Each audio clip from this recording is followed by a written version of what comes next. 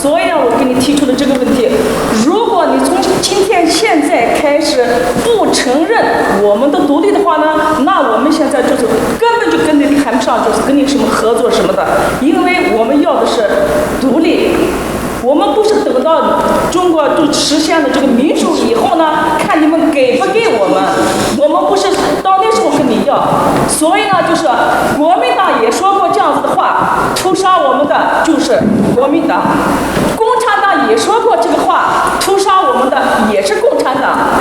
现在我不说你们，但是呢，你作为一个民主派的一个代表提出这个，你的话反正听起来呢就是很好，但是呢，最后我就跟你问的这个问题，如果不承认这个，今年的5月份在美国华盛顿 DC， 可能你也在吧，在大家呢就说你的那个6条的第1条呢，从现在开始，如果承认我们的独立的话呢，我们可以和你合作；如果不承认，我们坚决反对。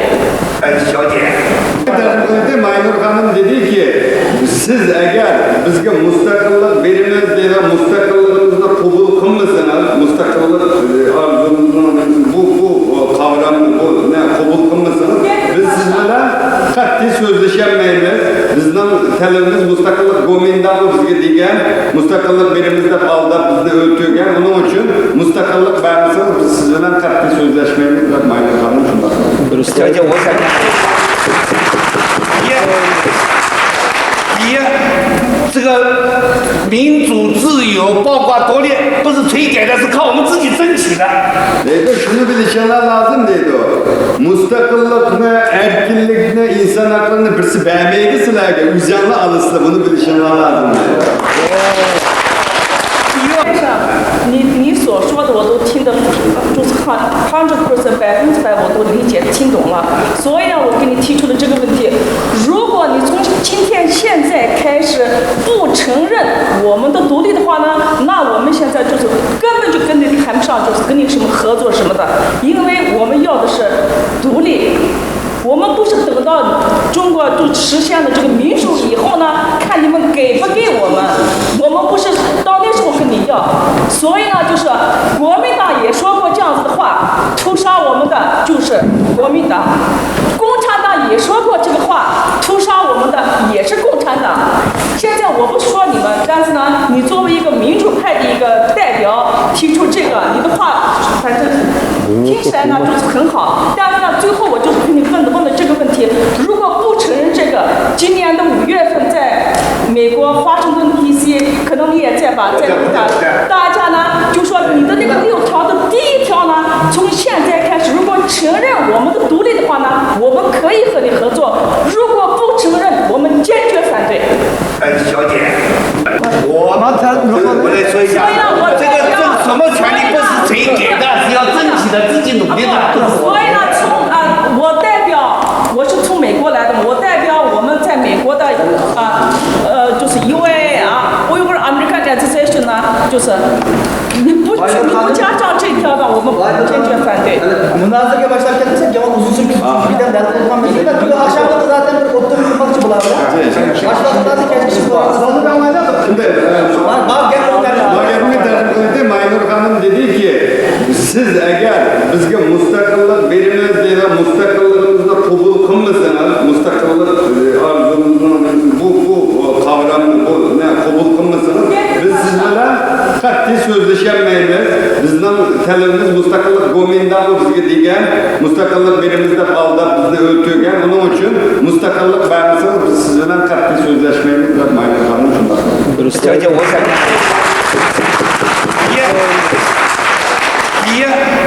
这个民主自由包括独立不是谁给的，是靠我们自己争取的。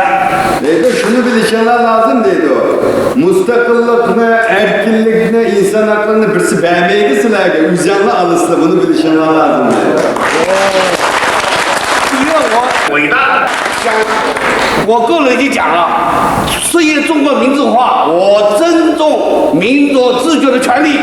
Ve ben onun için dedi biz bu Demokrat Parti ben bunu süktüm bilen bu öz kaderini özü belgeleşke hürmet kılınır dedi. 当务之急是消灭中国王朝，才谈到了其他问题。谢谢。 Bizim maksadımız Xitay Komünist İmparatorluğunu aldırıp taşımak.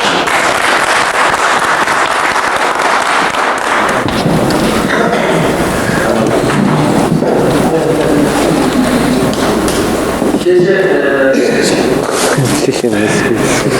不但对平外人，而且对汉人都有十分重要的意义。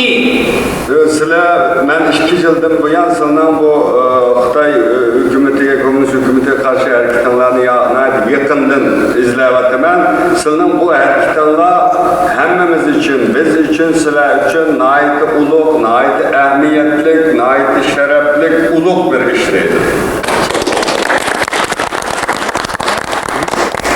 人权斗士阿肯先生是国际社会公认的平外族的精神领袖，也是汉族人民受敬重和信赖的朋友。 Diyor, insan hakları açısından dünyada bizim olsun veya ki sizlerin olsun Erkin Altekin diyor hepimizin tescilli, tasdiklangan bildim bir liderimizdir. 我继1月28号在欧盟会议上与阿肯先会晤以后，16日在海牙他的联合办公室进行了长时间的友好会谈。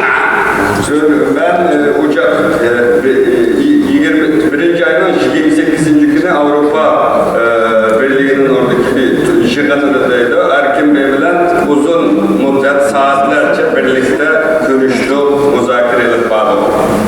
我初步提出了抗美反对运动合作的6条建议。 Ben Erkin Efendi'ye birlikte Xitay hükümetine, komünist hükümetine karşı çıkıştık 6 maddelik bir teklifimini verdim dedi.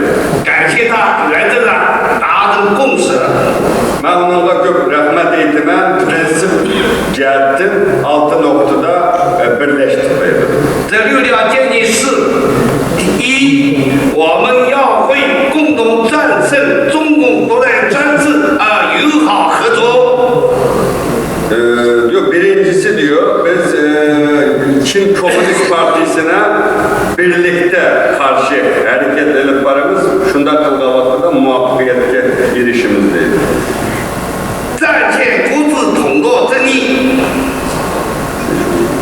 就是我们这个战士啊，这我们组织之间不要谈统还是统放在一边，这个这些民族接受中共一党专政摆在中间，中心解决中共的专制问题。 Diyor, biz vakıtlık diyor, biz bunda teşkilatlarımızı birleştirmemiz, akılımız degen yaptığı bir yere koyup hemimiz kolumuzdan gelgence Komünist Partisi'ni ağdırış için hareket kılaydı.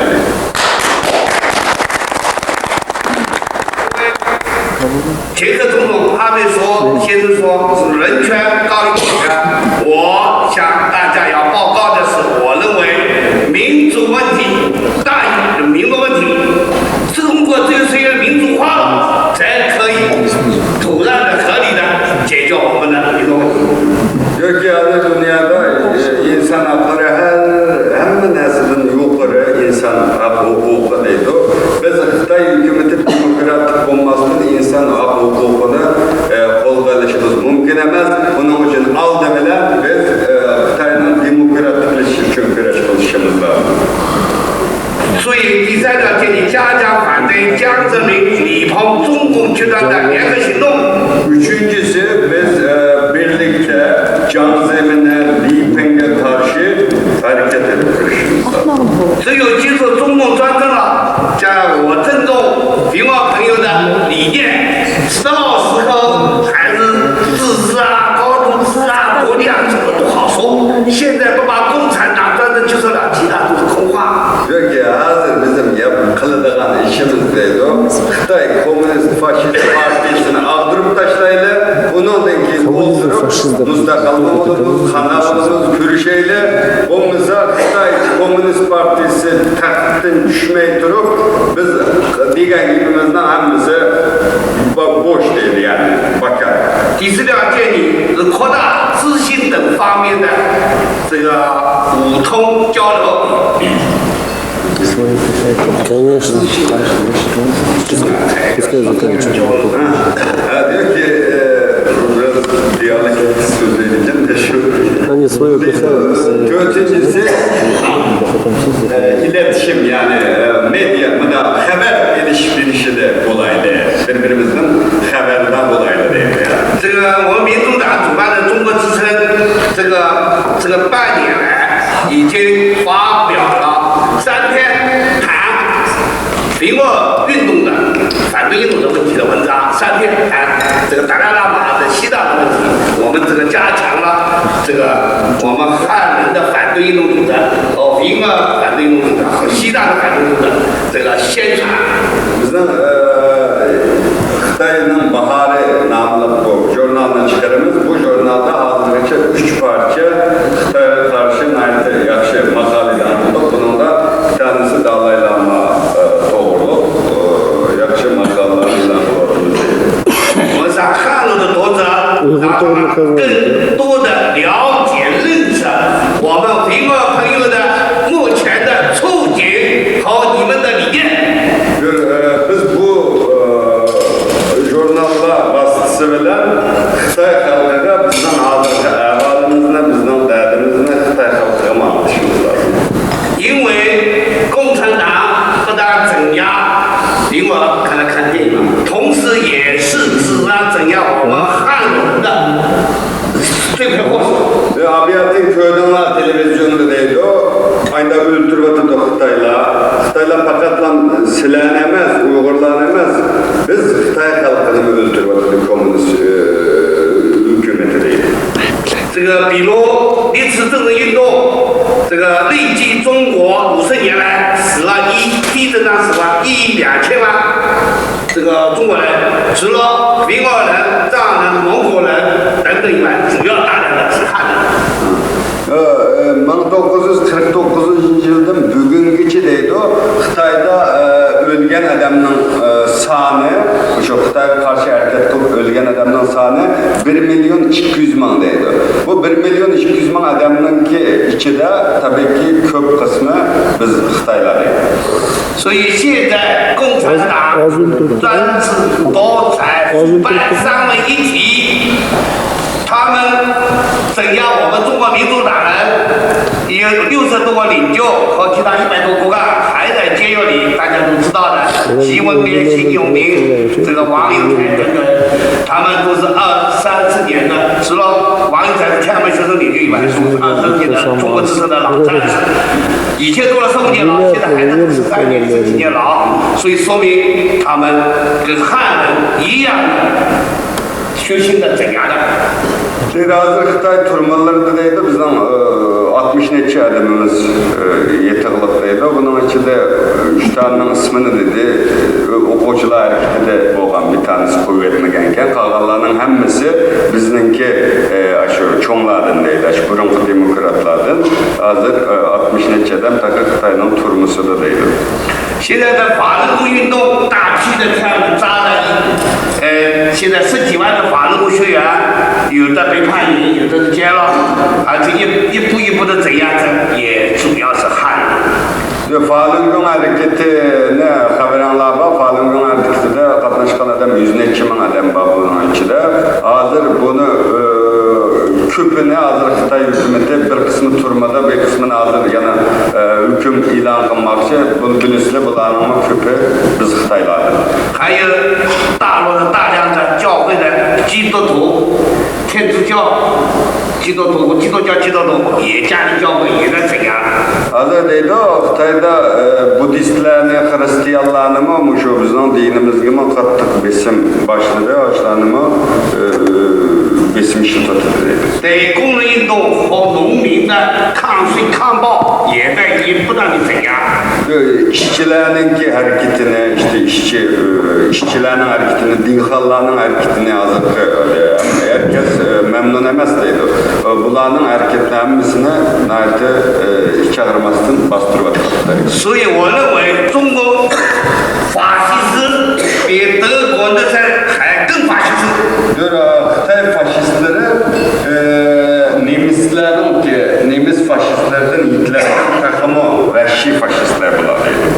个希特勒杀犹太人，但是82万民众，中共他汉民族是在他大量增加屠杀，从这一点比希特勒更反清楚。 Ama deydi o Hitler fakat lam Yahudilerini, Joytlarını öldüretti ama bizden faşistler özünün milletini öldürdü, Xitaylarını öldürdü.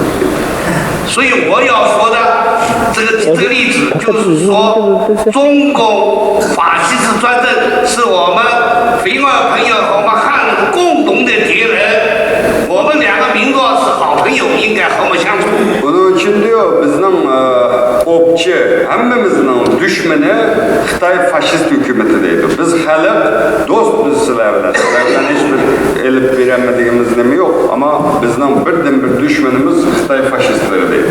所以我们团结起来，解救中共这个集权政府，才能让我们民族团结和你们的理念的实现。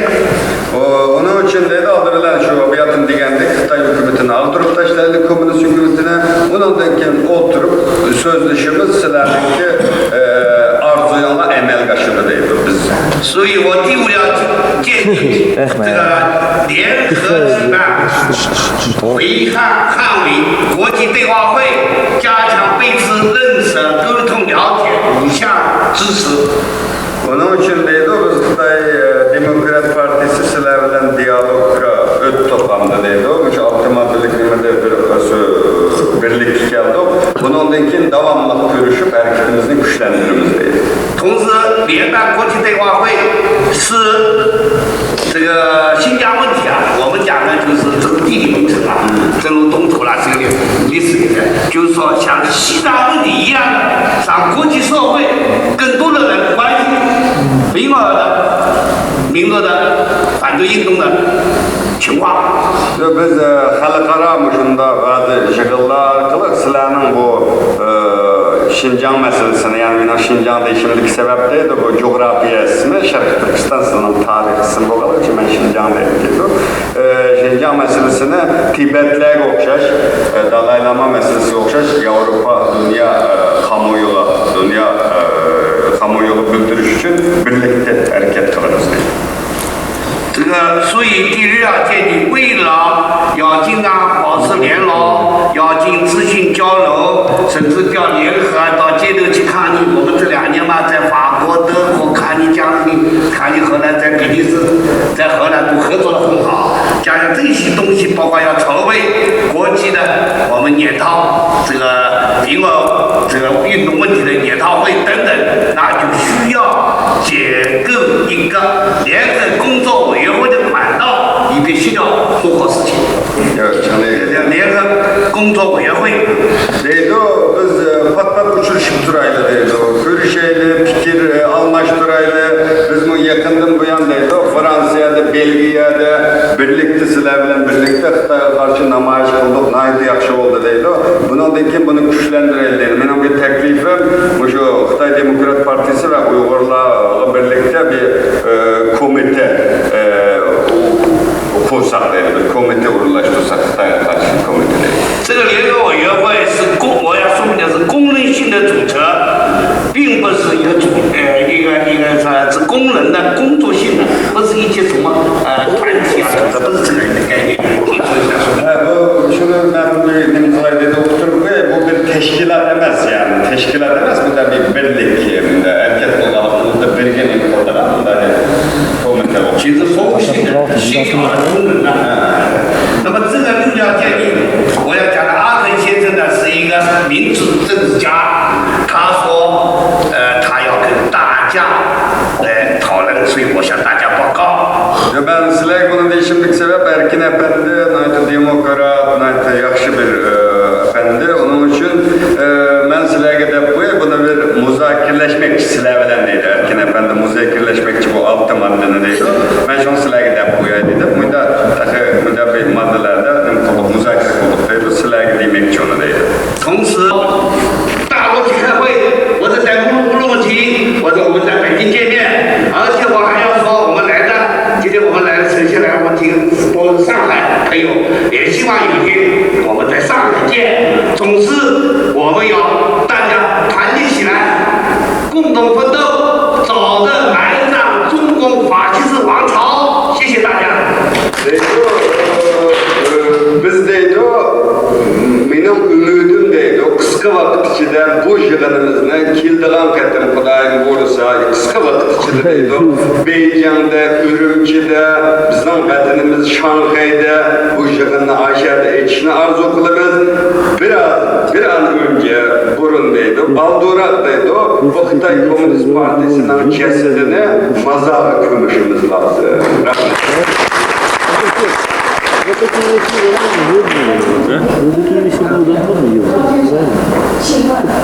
从现在今天起，你能不能代表你的这个机构承认我们东突厥的独立呢？我刚才很抱歉，我刚才就是讲了这个问题。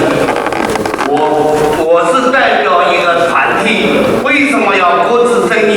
如果一讨论这个问题啊，那么民主党内部他人内部一些位置，好了，我们不是这还没有不是跟你们吵架，我内部就吵架，那共产党就高兴了。所以我为什么要提出我们组织之间不讨论这个问题？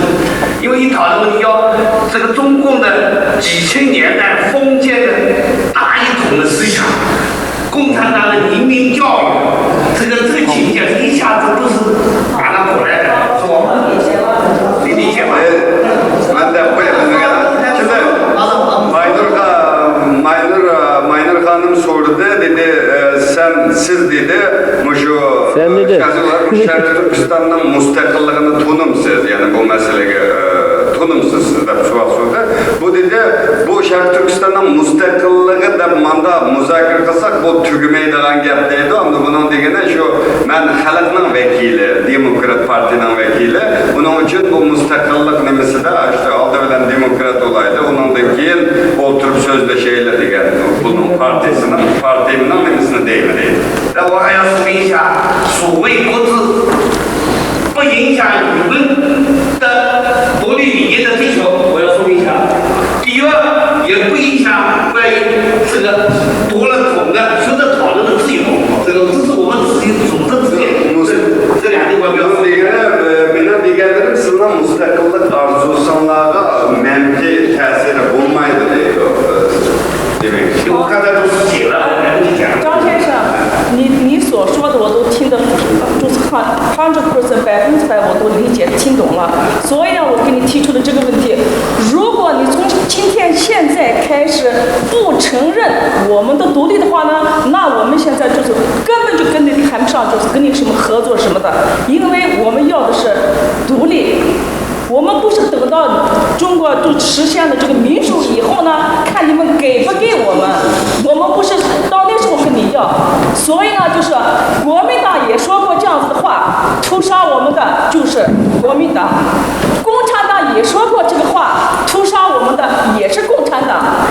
现在我不说你们，但是呢，你作为一个民主派的一个代表提出这个，你的话反正听起来呢就是很好，但是呢，最后我就跟你问的这个问题，如果不承认这个，今年的5月份在美国华盛顿 DC， 可能你也在吧，在大家呢就说你的那个6条的第1条呢，从现在开始，如果承认我们的独立的话呢，我们可以和你合作；如果不承认，我们坚决反对。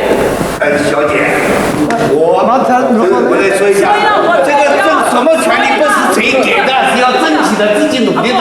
所以呢，我代表，我是从美国来的，我代表我们在美国的就是 UAA 啊 ，Uyghur American Association 呢，就是你不加上这条的，我们坚决反对。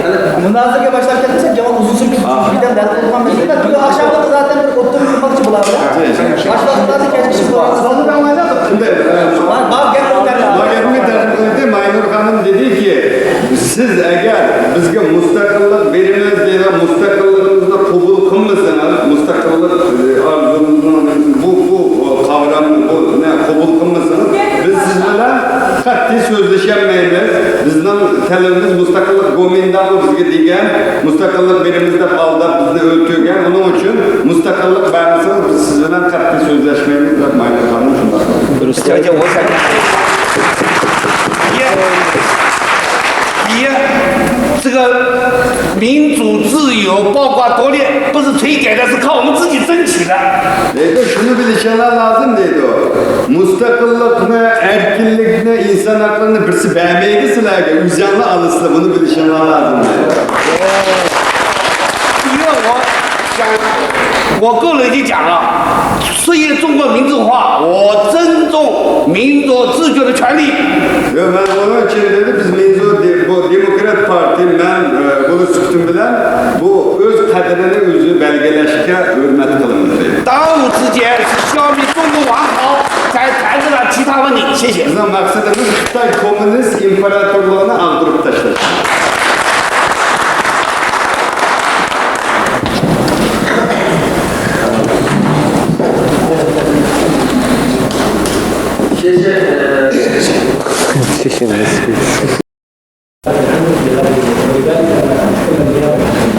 Benim hazır verdiğim bu Eçeli Şükrü Sözleşmenin sebebi, Yaşlar Kurulu'nun reisleri olmakla sebebi, teptiş, başka müfettiş olması türüne söz konular. Hatta bu Ömer Kanadım'ın bunlar vekil de var. طبعا في البداية أنا أحب باسم جميع أعضاء المجلس أرحب بالحضور خاصة الكبراء على التربية الذين جاءوا وتكبدوا عنها سفر من بلاد بعيدة لحضور هذا المؤتمر وأيضا بالنسبة للإخوان اللي هم جايين من دول. بسم الله الرحمن الرحيم. محترم ميم الله Akıllah, Fıkıllah, Edile, Samallah, ve Şarkı Kürdistan davasına ümit menbeyi olan Şarkı Kürdistan yaşları. 3. kurultayınla Dünya Uygur Yaşlar Kurultayı halkımız için, milletimiz için, istikbalimiz için mübarek olsun. Bugün tüm dünyanın gözü sizlerin bu kurultaylarda.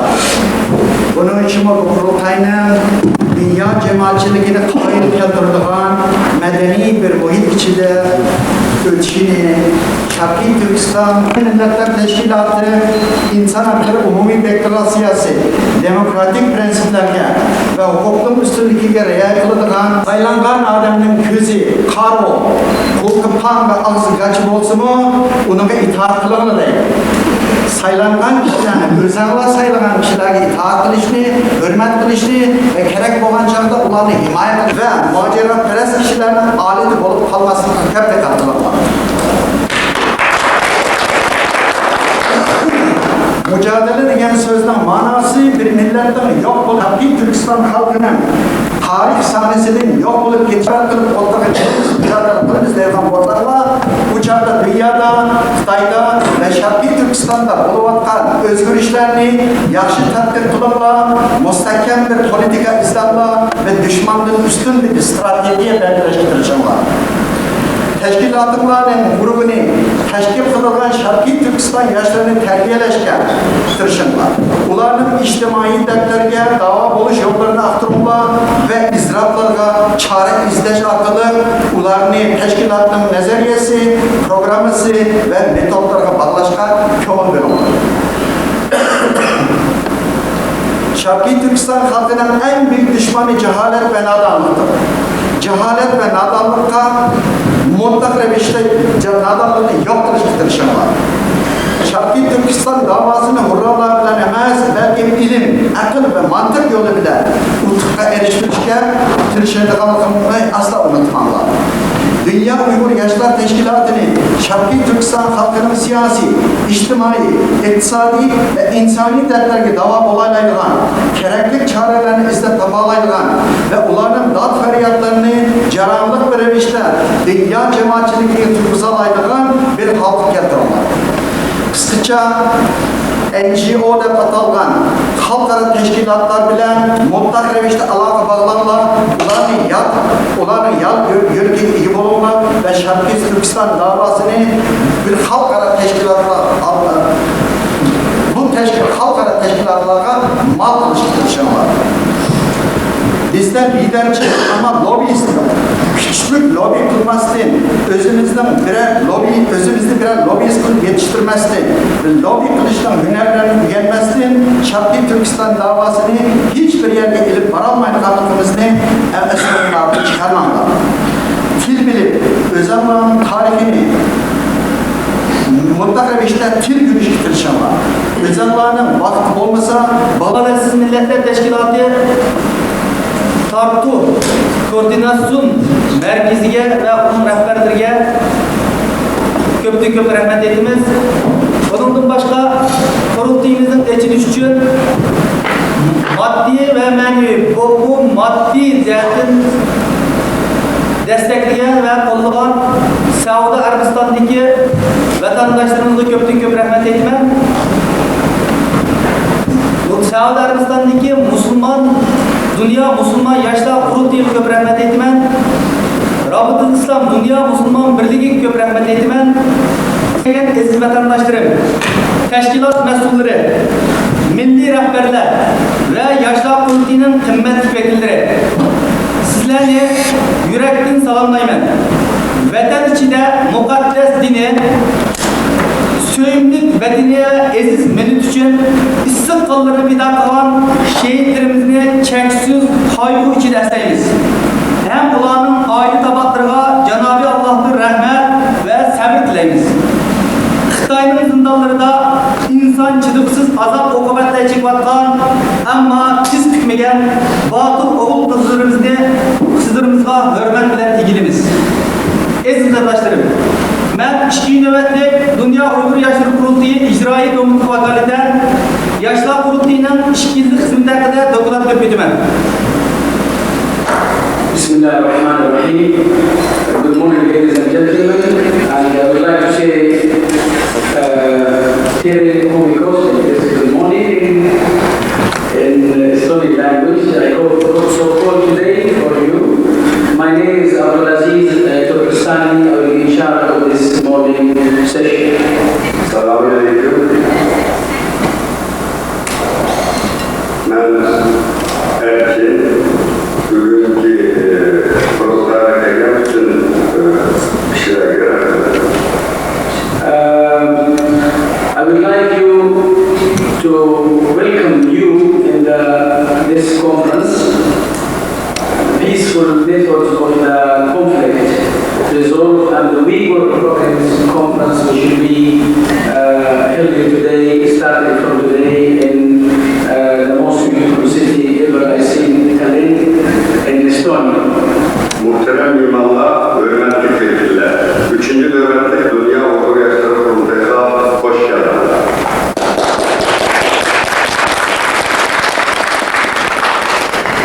I think it's very obvious that we should thank the Estonian government, Estonian and the Tallinn city mayor and vice mayor who is attending today with us here for their help.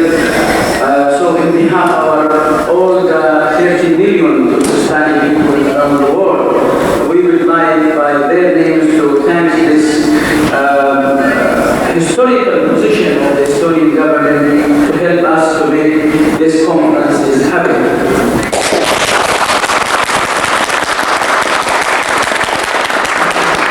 Ben 30 milyon Uyghur Türklerin ağırlığın Estonya halkına ve bizgi bu şartlara yardım eden Estonya hükümetiyle Tallinn şehir belediyesiyle King Kong'un rahmet eylemen. We don't have to forget our beautiful the people who's in charge of the National Library of Estonia that they're since last 2 weeks they are preparing and helping us to make this open session successful. Meyyeler dünyanın 11 ülkeden gelgen 39 vekil namının sizlere yardım Today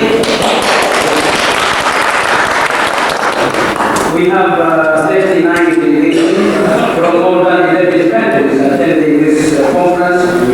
Also, we thank them for their attending to this conference. Let me start now our program by asking all of you to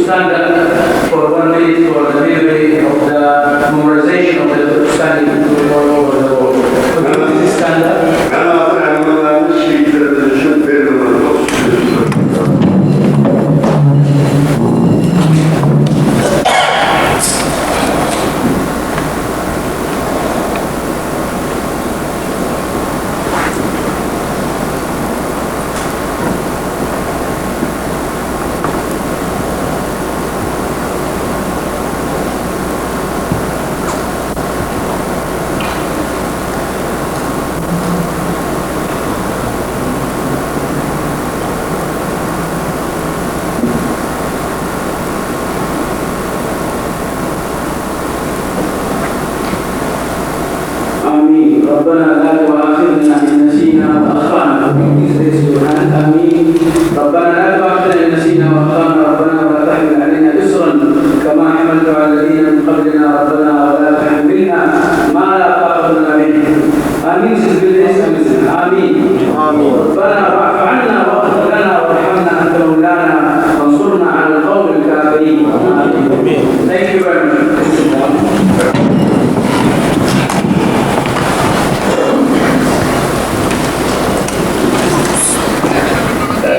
I would like to invite now our respected and the most helpful person in our cause, Dr. Leonard Mill, the chairman of the conference, and of course there was the first chairman of the ONCO.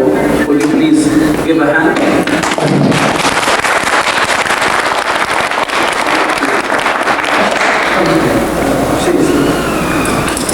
Tövrende Estonya'nın UNFO'nun sabık reisi ve konferansımızın riyasetçisi Dr. Leonard Miller'ine sözü teklif kılınız.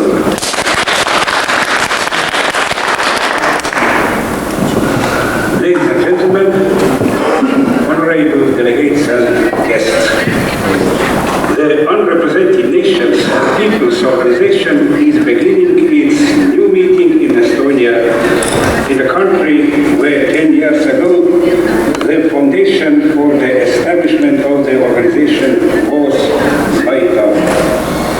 Today we shall be discussing peaceful methods for the solution of conflicts, primarily bearing in mind international conflicts and the conflicts between the states and the peoples who inhabit the territories of those states.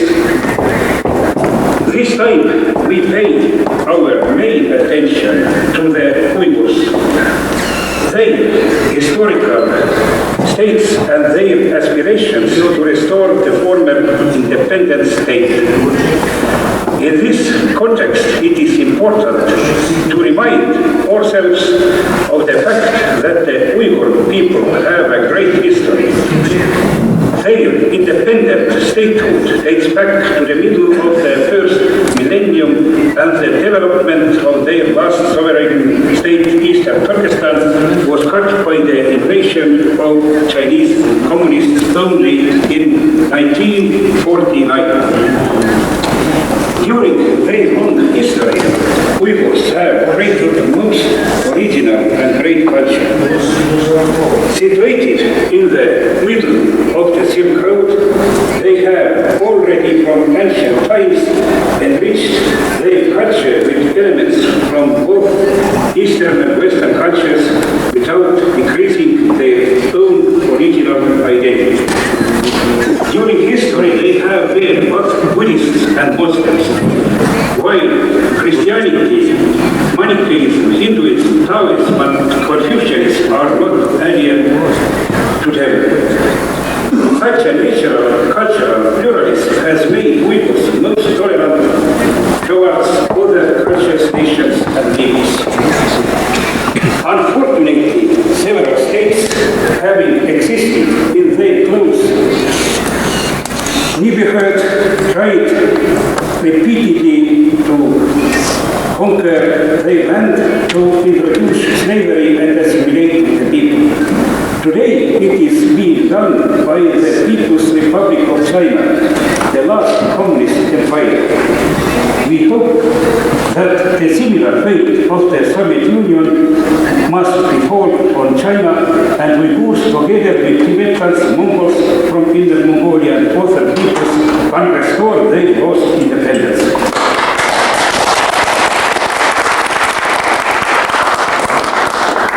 Nine years ago, Estonia succeeded in restoring their independence by peaceful means.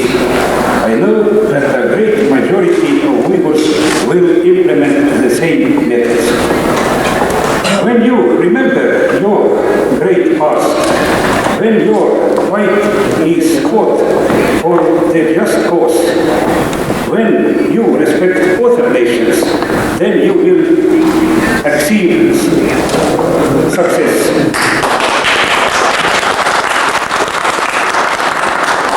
Honorable Uyghur friends, as an Estonian, I wish you success, and I know that a great majority of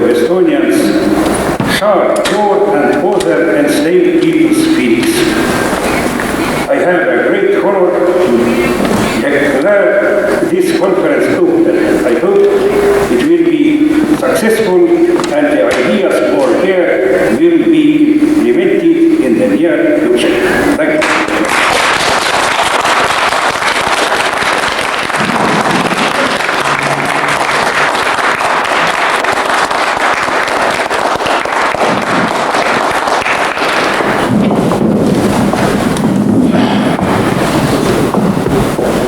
Thank you very much, Mr. President. And we also hope and pray that this conference will be successful and the ideas born here will be implemented in the near future. I'm quoting Mr. President. Thank you very much again. I invite Mr. Hakim Leftaki, the General Secretary of UNCO, and of course he is one of our famous leaders in our cause since he was 6 years old. Thank you very much.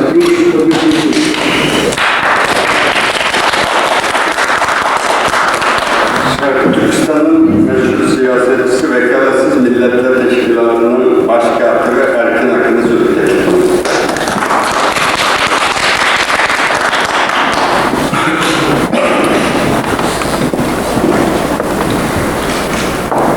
Bismillahirrahmanirrahim. Distinguished guests, ladies and gentlemen, and my dear Uyghur brothers and sisters, I would like to also welcome you all to the third World Uyghur Youth Conference. Before I start presenting my brief paper, I would like to first thank Dr. Lina Knell, a very close friend of mine, with whom we have founded in the past the UNPO in 1991, and Mr. Ntatu sitting here, who has played a major role in establishing UNPO in those very difficult times, playing hide and seeks with Soviet authorities in Estonia and later in Holland.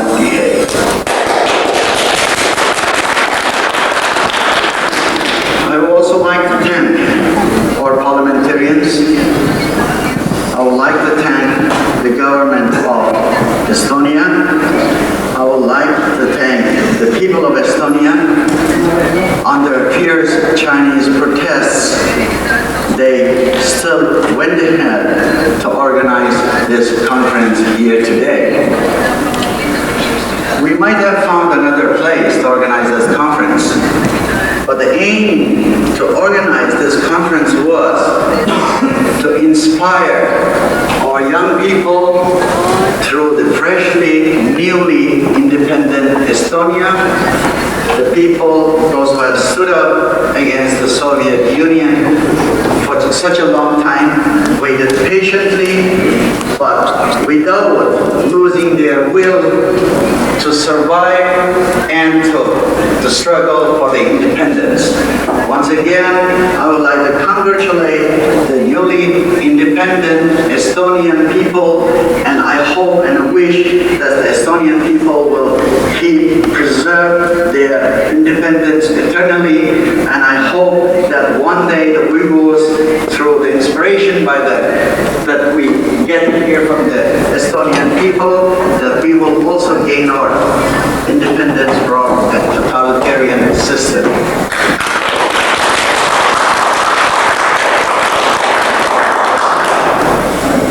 Ladies and gentlemen, since the end of the Cold War, serious conflicts between states, nations, peoples, and minorities broke out in many parts of the world.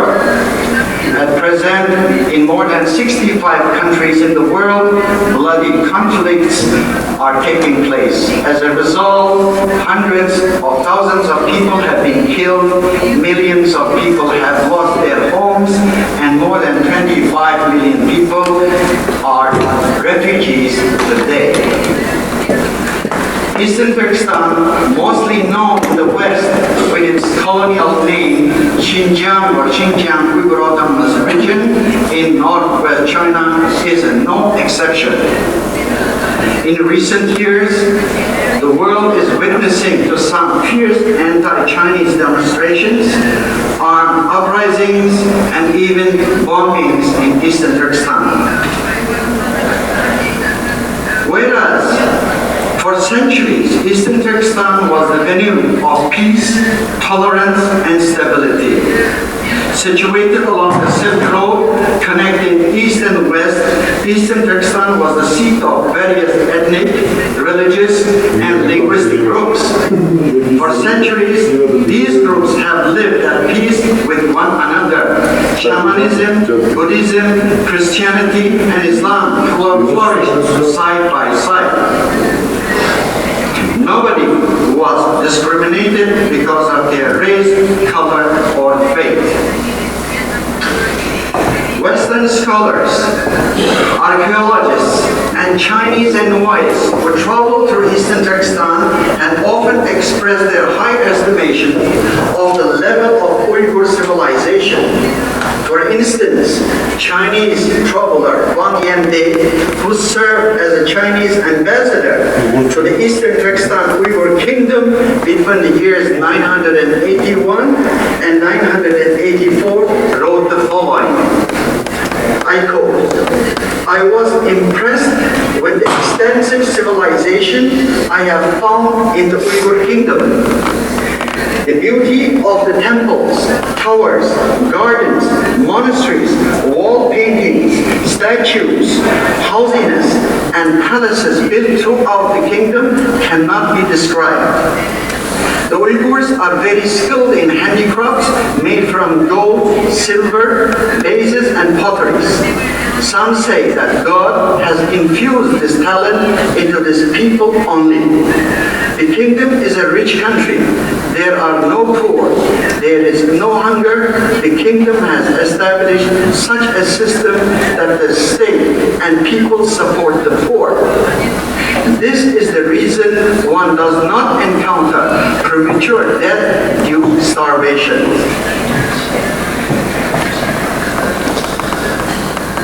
But how come, the question is, how come that Eastern Turkestan, once the venue of peace, tolerance, and stability, has become a center of violence, and the Uyghurs, who have contributed to the enrichment of Central Asian civilization for more than 1,000 years, have turned themselves into suicide bombers now? There are several reasons, but let me quote only a few of them. Today, Uyghurs seeking only to live with dignity are being arrested, tortured, and even executed. According to the Amnesty International report, released on April 21, 1999, in recent years, thousands of Uyghurs have been arrested throughout the country. Arrested Uyghurs are frequently subjected to torture, and then some have been left physically and mentally scared as a result. Amnesty International also believes that many of those executed have been victims of extrajudicial executions or deliberate killings by the Chinese security forces acting outside the limits of law. Ladies and gentlemen, violence is resorted to not only because an appeal to reason is no longer available, but more because justice for the nationalities, peoples, and minorities are no longer forthcoming from the invading colonizers. And where there is no justice, there is invariably violence. Thus, the responsibility for the present violence in Eastern Turkestan lie at the hands of the Chinese Communist authorities who deny justice and who themselves are resorting to violence to subdue and repress the Uyghurs. Furthermore, the disinterest of the international community to seriously consider the grievances, desires, and the demands of Uyghurs in all these years has led to the escalation of present violence in Eastern Turkestan. The reason for the present violence in Eastern Turkestan have their roots in the long standing struggle for self-determination. After Chinese communist political oppression, cultural assimilation, economic exploitation, ecological destruction, and racial discrimination have become unbearable in Eastern Turkestan. For the last 50 years, the Uyghurs have continuously appealed to the international community, asking them to seriously consider their grievances, demands, and desires. But the international community paid no heed. As a result, the Uyghurs are also gradually abandoning the path of non-violence in order to draw the attention of the international community. Whatever might be the reason, the present violence in Eastern Turkestan could lead to unpredictable consequences. Many experts believe that at present the Uyghurs are forced to choose between national extinction through a gradual assimilation and a mortal struggle to defend their cultural identity. If the Uyghurs are forced to choose a heroic resistance and stage a popular uprising, it will not only lead to the self-destruction of the Uyghurs, but it could also spread into neighboring countries such as Tibet, Inner Mongolia, Kazakhstan, Kyrgyzstan, and Tajikistan. Despite the present violence, ladies and gentlemen, the great majority of the Uyghurs at home and abroad are still determined to achieve their goals through peaceful means. Because the Uyghurs have learned from their own history that armed resistance leads to the destruction of people who would be helped. Thus, non-violence is the only way for the Uyghurs to carry on their struggle without providing the Chinese Communist authorities a pretext for slaughter. The Uyghurs don't understand that the pursuit of their legal rights cannot be justified through terrorism. It is in this spirit that the Uyghurs were among the founding members of the Allied Committee of the Peoples of Eastern Turkestan, Tibet, Inner Mongolia, and the Unrepresented Nations and Peoples Organization, which we briefly call UNPO or UNPO, which seeks to provide a voice for all such peoples and nations who deplore violence and terrorism. Respect for human rights is an essential element in conflict prevention. Thus, the Chinese communist leaders must stop violating the basic human rights of the Uyghurs with immediate effect. China's new view on human rights are most paradoxical. A communist country that preaches the universal validity of Marxist principles, yet hypocritically rejects principles intent to protect workers exploited in prison camps, to uphold the rights of homegrown dissidents, and aspirations of the Uyghurs, the Tibetans, and Inner Mongolia under its rule. The Chinese communist leadership must understand the fact that human beings cannot endure oppression forever. It is time that the Chinese communist leadership realizes that the Uyghurs' will to live with dignity cannot be silenced through gun at gunpoint. Thank you.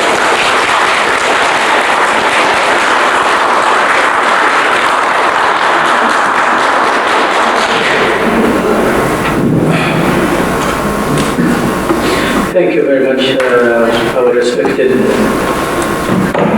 brother, Mr. Rakim.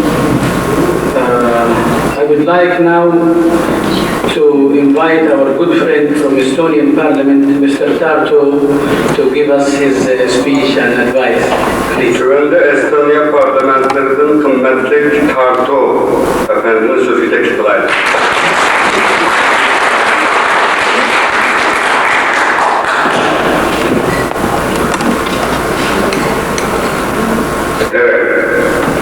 Lugupeetud sõbrad, lugupeetud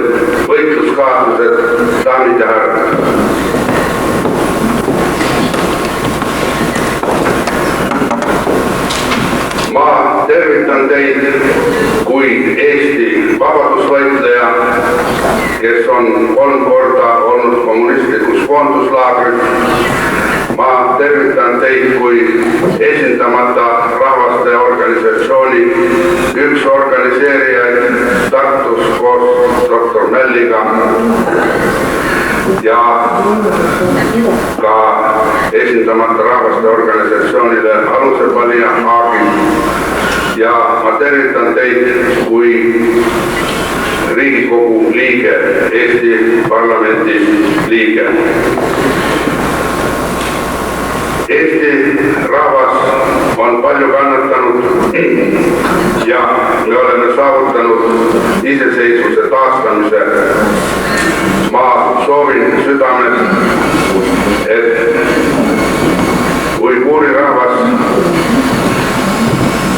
saavutab samuti iseseisvuse taastamise ja meie eestlased püüame kõik teha, et nii esindamata rahvaste organisatsiooni kaudu kui teiste rahvusvaheliste meetmete kaudu aidata kõiki rahvaid saada iseseisvaks, aga eelkõige rahvaid, kes on koondunud esindamata rahvaste organisatsiooni, võitlevad rahumeelsete vahenditega oma iseseisvuse eest.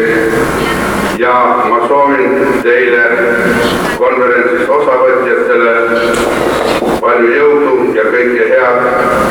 Ja ma usun, et need mõtted ja ideed, mis siin konverentsi raamis välja käiakse, need leiavad ka praktilise rakenduse. Olgu teil palju jõudu ja me oleme veendunud, et te saate iseseisvaks ja taastate oma riigi iseseisvuse. Aitäh!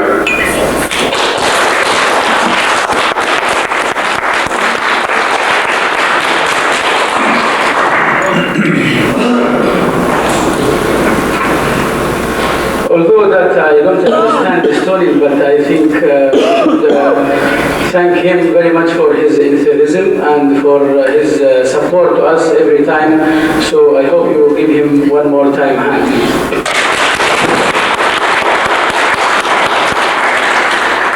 Yes, next is our Parliament, Mr. Andres Herkel, please. Güvende Estonya parlamenterinin kıymetli Andres Herkel efendinin sözü.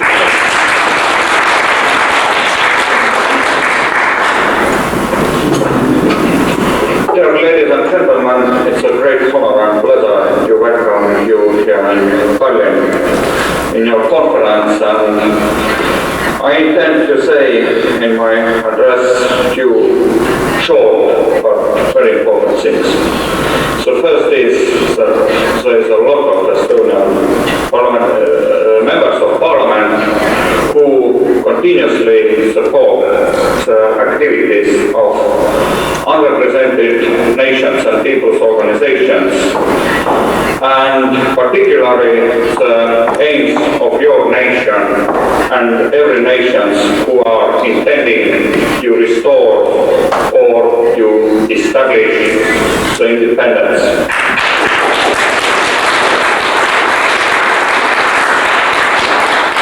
We also have very sad experiences during 50 years in Soviet rule, as your experiences in last time in rule of China. And I think another very important aspect is that your activities, as Mr. Aptekin already said,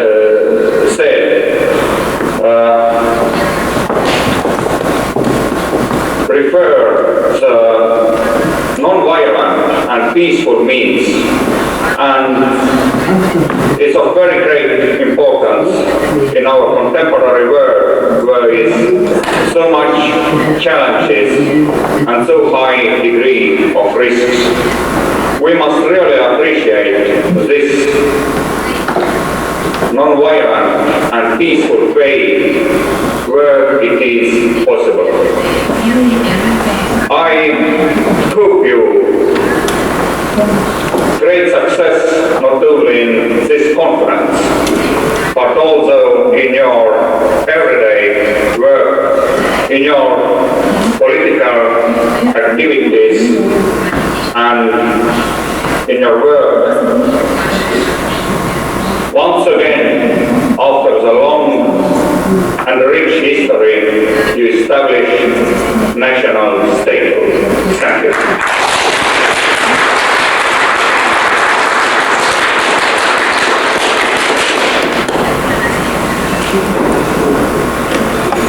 Yes, no wonder, Mr. Andres Herkel, that one day will come and then you will have our country is independent. And we really appreciate your sincere feeling to our people, and this is what we always has been said about the hospitality of the Estonian people. Thank you very much again. Yes, beautiful city of Tallinn. The Vice Mayor of Tallinn, Mr. Kessler Singh. He is going to give us some of his remarks about this conference as well. Güvende Tallinn Mavin Şehir Başkanı, Tallinn'in Mavin Şehir Başkanı Sim Kissler'e sözü teklif alaydı.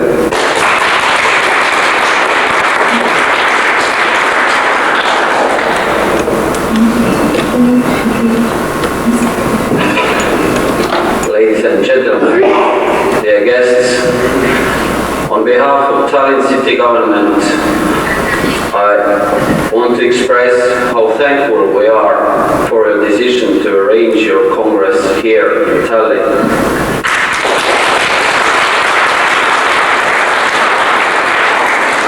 Tallinn is a small town and we are a small nation. Not much depends on us, on the world politics, but still we know and feel strongly our moral obligation to give every possible support to you in your fight, peaceful fight for freedom.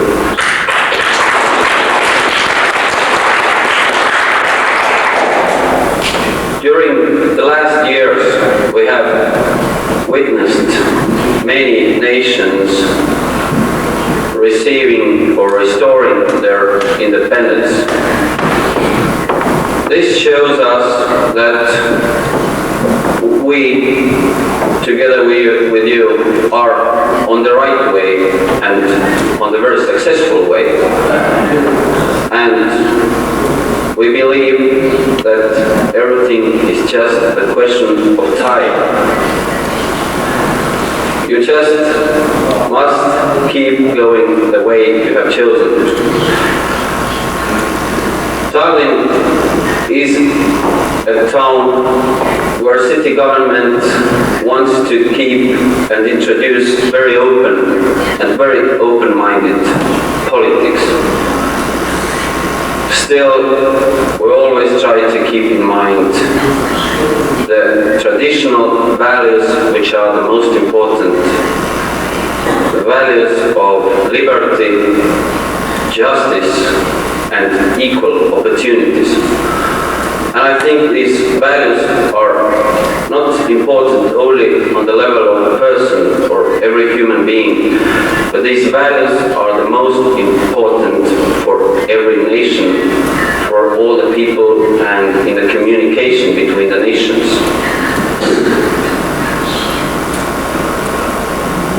I hope you like staying here in Tallinn. I hope you like it so much that you wish to come back here again.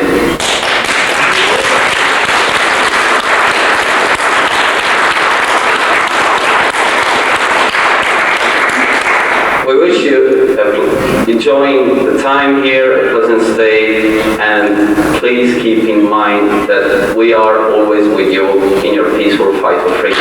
Thank you.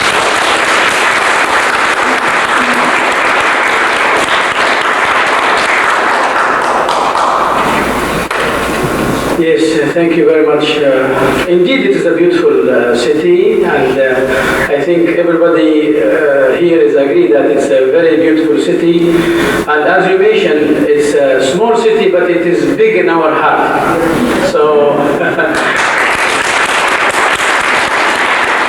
yes, we do agree with you that it's a matter of time, inshallah, and it's a matter of time that we'll be one day celebrating our freedom in our country as well. Thank you very much, anyway, for all this respected Parliament and Vice Mayor of beautiful city of Tallinn, and we're sure will come again. Okay, let me now invite Mr. Dolkon Isa, the Chairman of the Executive Committee of the World Uyghur Youth Congress, to give his speech. Yaşlar Kurultayı'nın ki daimi icraya komitesi reisi Dolkun İsa'nın sözü teklif var.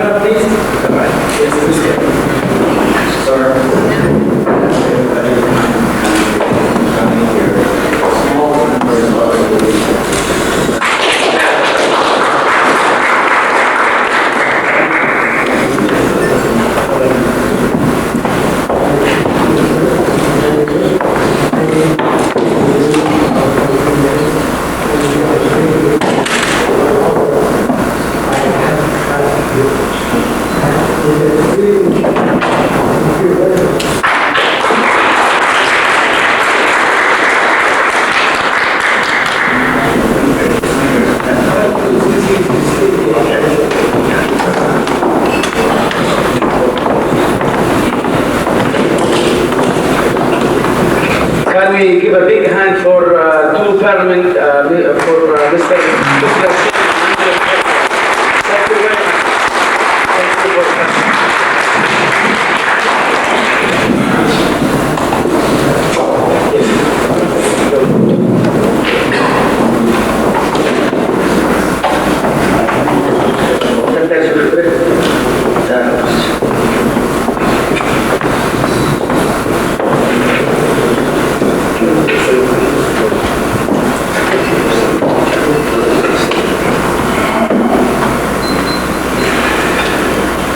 Hürmetlik Estonya Parlamentosunun mensupları, Уважаемые представители эстонского парламента, mehmonlar, dünyanın her qaysi yerlerinden kelgan yaşlı vekilleri yig'inimizga xush keldilar.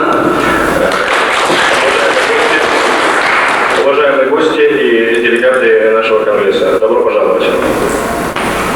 Ben Dünya Uyghur Yaşları Kurultayı vakaleten yığında dünyanın her tepkiden kelgan mehmonlarni kızgın tebrikleymen. Я приветствую, поздравляю всех.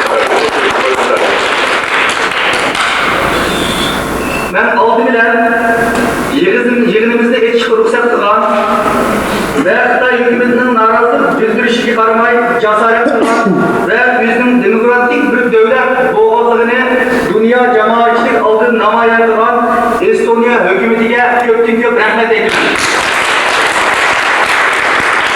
Прежде всего, позвольте поблагодарить эстонское правительство, которое, несмотря на нажим со стороны Китая, предоставило нам такую возможность собраться в этом зале и провести наш конгресс.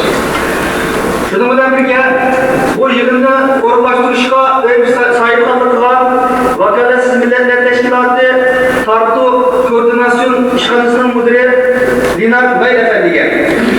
Кроме того, я выражаю благодарность господину Линату Мяну, который возглавляет, является представителем, одним из лидеров ОМБО, и который предоставил нам также такую возможность присутствовать здесь. Vakalatsiz Milletler Teşkilatı'nın Başkatibi Erkin Alptekin Efendi'ye. Выражаю благодарность также генеральному секретарю удовлетворил УМПО господина Антипова. Yığınımızın geçiş için çok hizmet olan Sivin Efendi'ye ve Mart Efendi'ye çok rahmet etmek.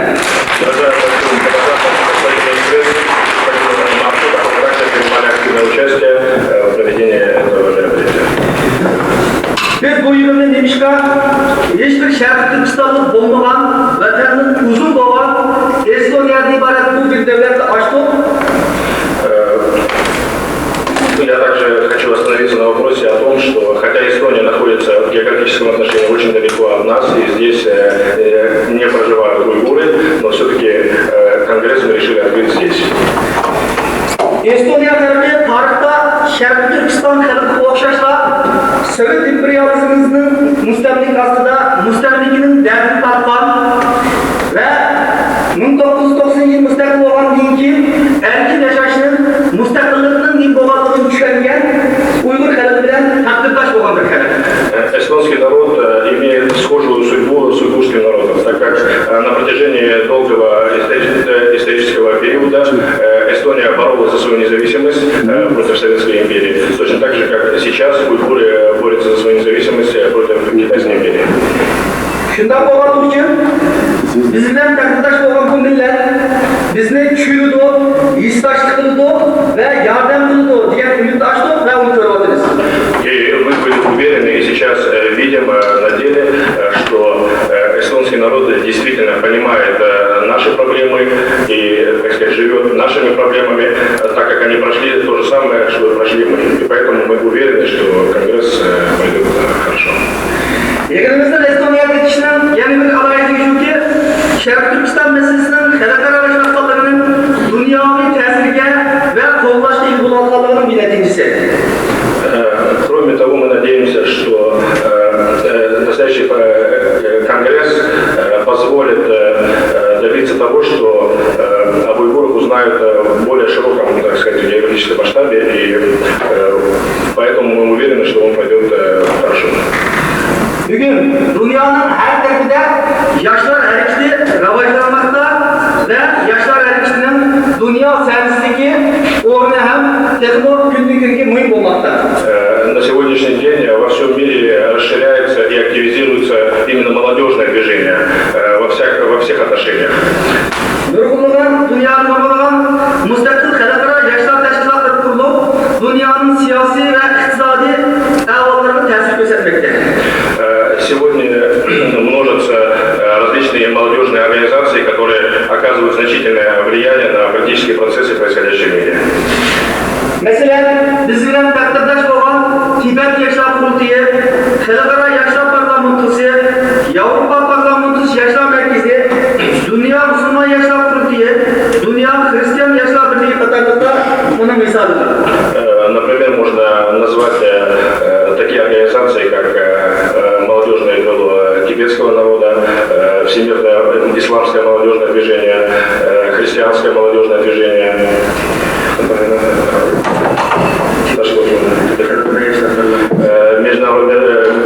Международный парламент молодежи.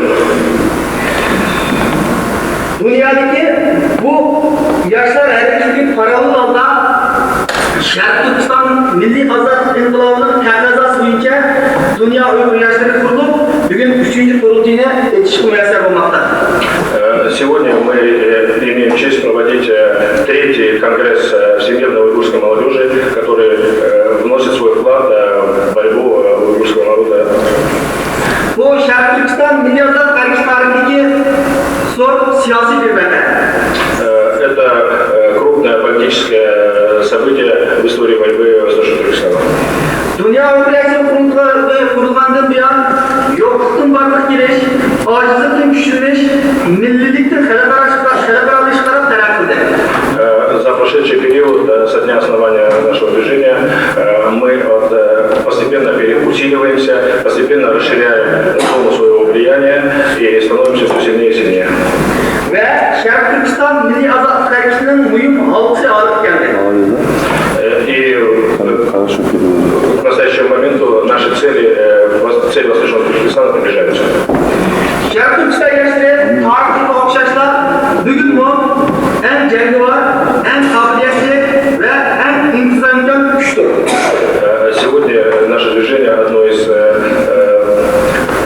сильных, одно из активных движений, которые борются за свободу нашей Родины.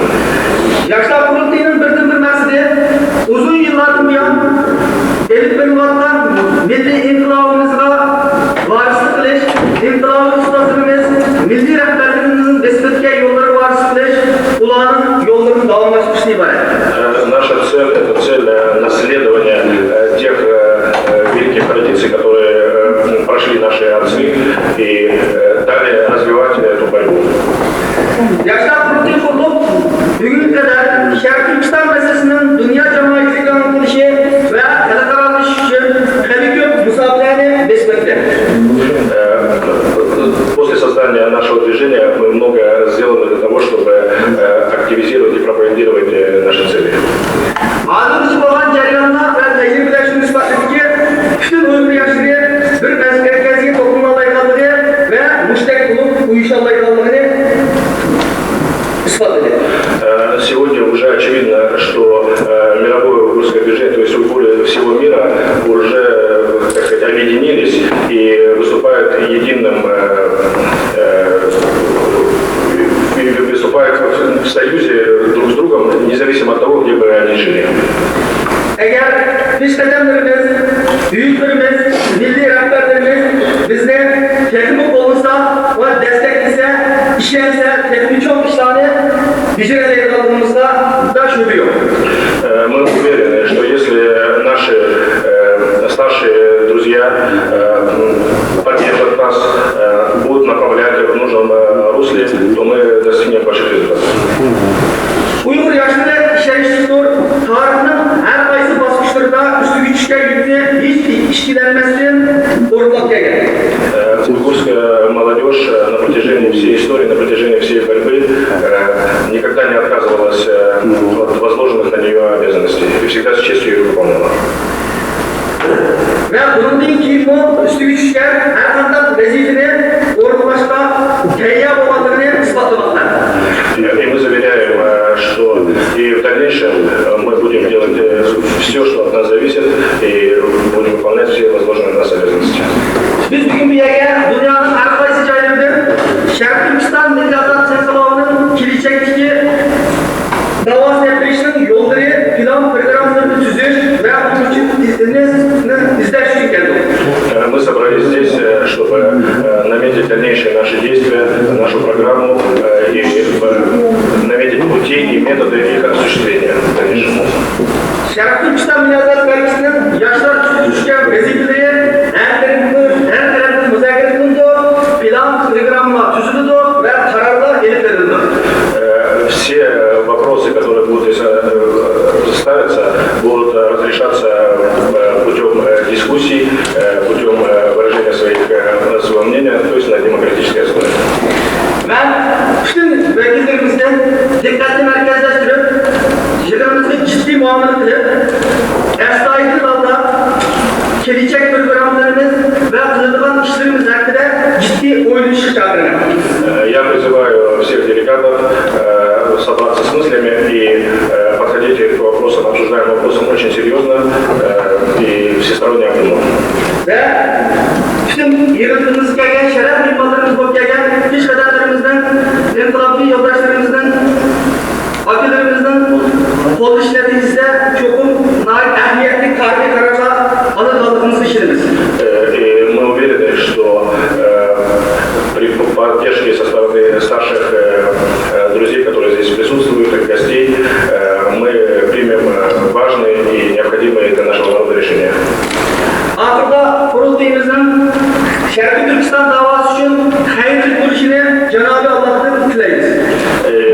В заключение хочу сказать, что мы уверены в наших действиях и просим Аллаха помочь нам посодействовать.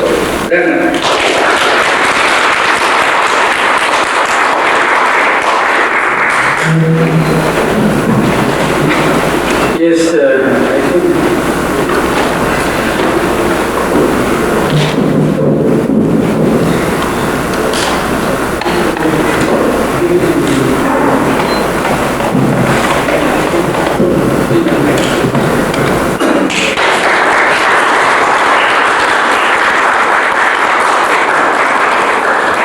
Thank you, Mr. Thornton. Thank you. Sir, return. Thank you.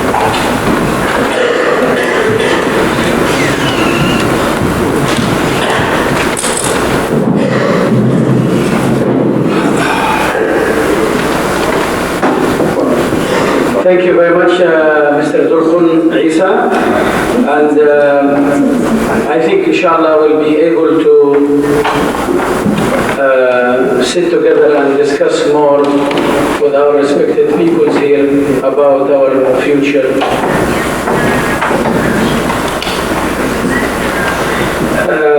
Now we'd like to read some of the names of the telegrams and the telexes and the faxes that has been come through all over the world about congratulating of this conference. Dokun Bey'e çok rahmet, kıymetli sözler için. Hazır biz bütün dünyadaki herkesi teşkilat ve zatların kelgen fax ve telegraflarını okup ötmek için. Telegraf iletken teşkilat ve şahıslar Doğu Türkistan Vakfı Başkanı General Reza Bekin, Türkiye.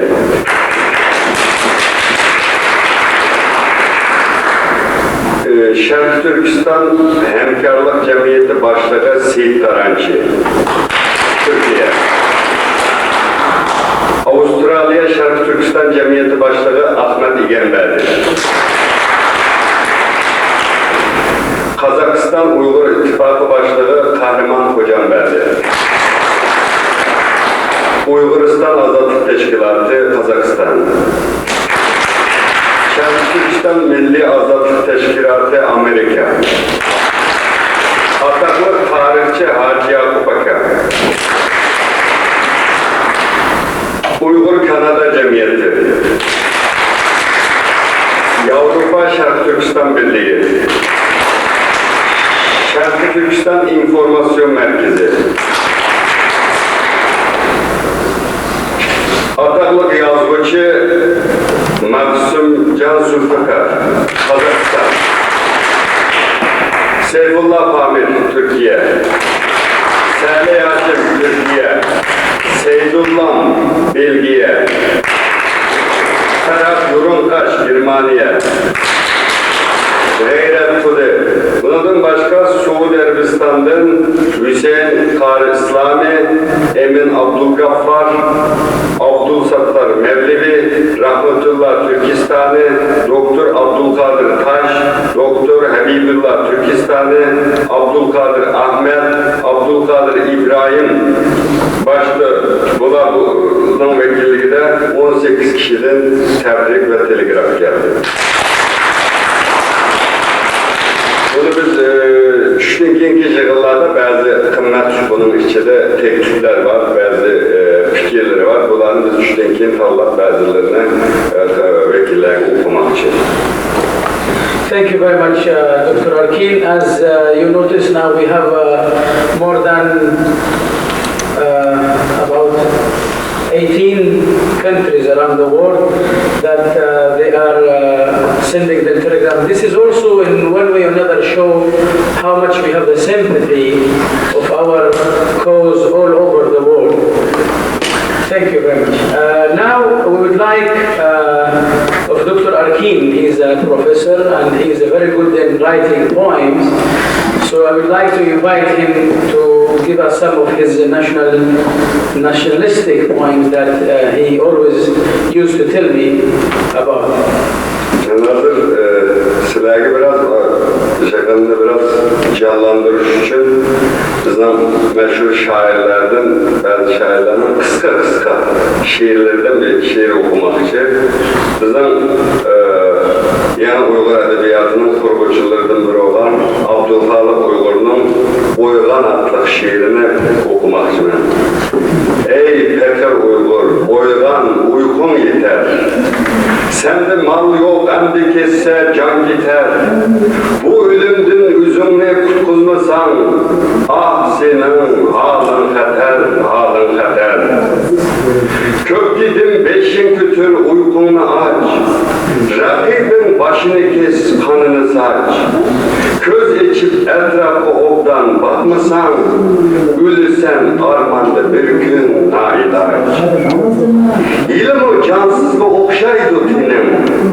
Şu mu yok mu anca ölümdün hemen? Kışkarsam kımırlamayla yat sen, oyganmay ölmekçi mi sen şüphetem? Gözünü yoğun içip etrafı bak, öz ikbalın hakkında oyla uzak. Kesip oldun ganimet fürseti, kilecek işin çatar. İçinar könlüm sana ey Uygurum, sertişim, kerindişim bir tukunum. Küyünüp halınga oygatsam seni, anlamaysan nimezade bolgunum. Kiliduk bir gün puşayman kılı sen, tekdige geptin şu çarda gitsen, hep disen u çarda ülgürmey kalar, şundu Uygur süzüge ten verirsen. Rahmet. En ahırda bu münayeti yakşı bizim yeni Uygur edebiyatıda en maşhur şairlerimizden biri bu yıl ölümünün 5. yılı, bu 10. ay, ötken ay. Bilisle şairimizden Uygur yeni edebiyatıda sembolizm, şiirdeki sembolizmin ait usulü olan işlerken şairlerimizden birisi Abdurrahim Ötkür.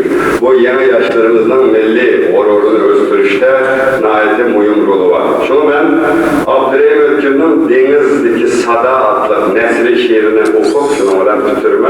Bunun naiti yakşı bir şiir. Bizden hazırki bu 44. yıl yazılgan şiirken, şu vilayetden kalan azad buluşku yakın. Hazırki bizden Şarkı Türkistan'daki ehvalına naiti yakşı, bizden hazırki ehvalımızın tasvirler kırdıran bir şiir. Denizdeki Sada, kapkaranlık bir gece. Çeksiz ketken köp köptür deniz. O karanlık içinin sürübilen güya kara bulup görüner. Dehşet bilen dolkunlar, koyu köpükler çeçitter. Yani onun teşip çıkan coşkun sadaları, yani o deniz boyuda asman bilen kucaklaşkan tiktar. Onun kılıç gibi ötkür taşları dolkullup denizga galeti bir düşte bakar. Onundan bir nefes yüzüne almaz. Aman karap durar, aman intilur. Yani şu tağının yan bağında Allah'ında hıyal hükümgen bir şair. O söz başlayıp güya denizga es eyler. Onun ağzından abbak köpükler kaynar. Ey deniz, niçin bunca köpüklenersin? Toktu birden. Benim suallarımda cevap ver. Niçin uzak çağlardan beri bizge gün nuru değmez? Niçin asmınımız aman tumallı, aman bulutlu, aman tutu? Bir gün mü uçup olmadı o? Bir gün mü aman biz geçin? Ömür laysu gibi ekip etmekte. Her çağ, her zaman könlümüz sunum. Yıllar, esirler şundan öttü. Her yıl, her esir bizde karşıdır. Bek köp ganimetlerini elip gitti. Ömrünün kanıdın tolusunu uğurlap kaçtı. Lekin bizge hiç nimi verip terk etmedi. Fakat mum bilen hesret, kaygı bilen elem, közlerimizge kurumaz nem kaldırıp gitti. Bizge bergen sohbeti şu oldu.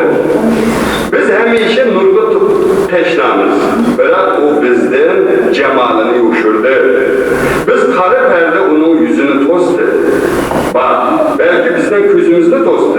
Şunda kılıp biz onundan pütürley mahrum kaldık. Pütürley. Şunun için çırayımız sargaydı. Yürekteki kan zerda suğa aylandı. Ah, kene şu belki bu yaşı. Kene o nur, kene o güzel bahar. Yok, birisi mi yok? Biz hemmedim mahrum. Hani Tiyanşen, Altay, Köllüm, Pamir dağlarında aman şu kara bulutlar, aman bir kara perde, İli, Tarım, Ertiş ve Bağdaş suları. Üstüde aman bir kara tuman. Kaçan geçi şunda, kaçan bizge tan atar. yadındadır belki. Bir de emez. Kançı ketirlap kattık borallar sokup öldü. Bu borallar bilen goya bütün cihan titrep ketken idi o. Buran sokkan bir payan deş cangallarda kıpkızıl kallar derya bulup atmagan mıydı? İlgisiz can kulparları, tizgilleri söyler, köklü karak esret bilen işleşmegen miydi? Diyalarga ilinip kalgan Adem üçeyleri, sim tanapının simleri bek vınıldap etrafı dehşet salmagan mıydı? Bu borallar sokmaktı teke, belki yenimi sokar. Acaba şuncu borallar bu kara bulutlarını nimiş ki süpürüp taşlayamaz? Nimiş ki bu karatın perdesini yitirip edemez? Nimiş ki kaçan bizge tanıtar? Eğitkana kaçan? Bilemen boran sokmakta boran. Biraz korkamen ki bu boran toktap kalmagaydı. Eğitkana bizge tanıtam diyor. O tan kaçan atıdı. Kaçan. O tan kaysı taraftan yürüp, kaysı taraftan belki tuğar. Dolkulluk deniz coşkunu bir sada geldi. Tokta, yani tan atmakta az kaldı. Ama yani köp, çeviş, boranlar soksun. Anladığımlar için köp rahmet.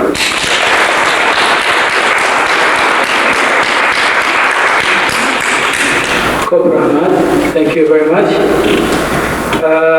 I think we are in time now to take a little bit break before we come back for the afternoon session.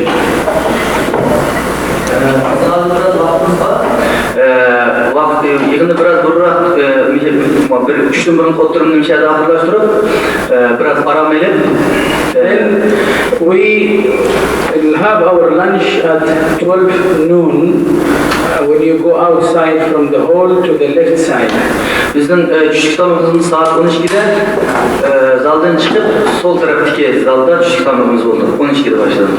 Instead of 1:30, we will come back here 1 o'clock. Biz bir yerimdeki yaptık ya gittik de devamlaştırmak. So we can finish early and then some people maybe they would like to do some shopping or something they can go before we go back to the hotel. Çünkü biz hazır biraz vaktimiz var. Şunun için yani kütüphanede körüdüğün görgen davası görüp ya bu etrafta az dolu uşak şuşak soğuduğunda Allah olsun gelip ama bir gece bir görgen ama. Now it is 11:20. Since we have another about 35 minutes, there is one exhibition, a German exhibition. It is on the right side. It's a free of charge. If some of you would like to go and enjoy seeing, and or you have a coffee shop on the left side, so you can go to the coffee shop until noon. Then we go to the lunch room.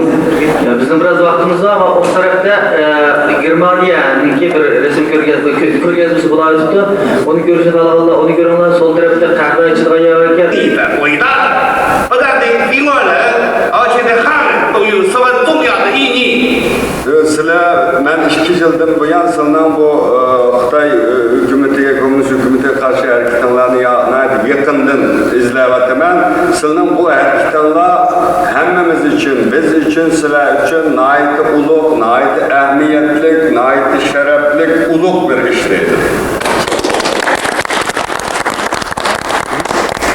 人权斗士阿肯先生是国际社会公认的另外一种的精神领袖，也是汉族人民受敬重和信赖的朋友。 İnsan hakları açısından dünyada bizim olsun veya ki sizlerin olsun Erkin Alptekin diyor hepimizin tescilli, tasdiklangan bildim bir liderimizdi. 我继1月28号在欧盟会议上以阿肯先回国以后，16日在海牙他的联合办公室进行了长时间的友好会谈。 Ben Ocak 21. ayının 28. günü Avrupa Birliği'nin oradaki bir şirketindeydi. Erkin Bey ile uzun müddet saatlerce birlikte görüştük, müzakere edip bağladık. 我初步提出了汉民反对运动合作的6条建议。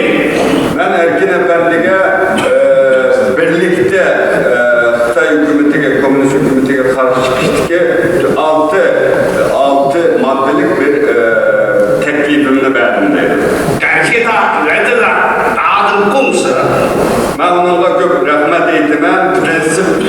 cihetten 6 noktada birleştirmeyi.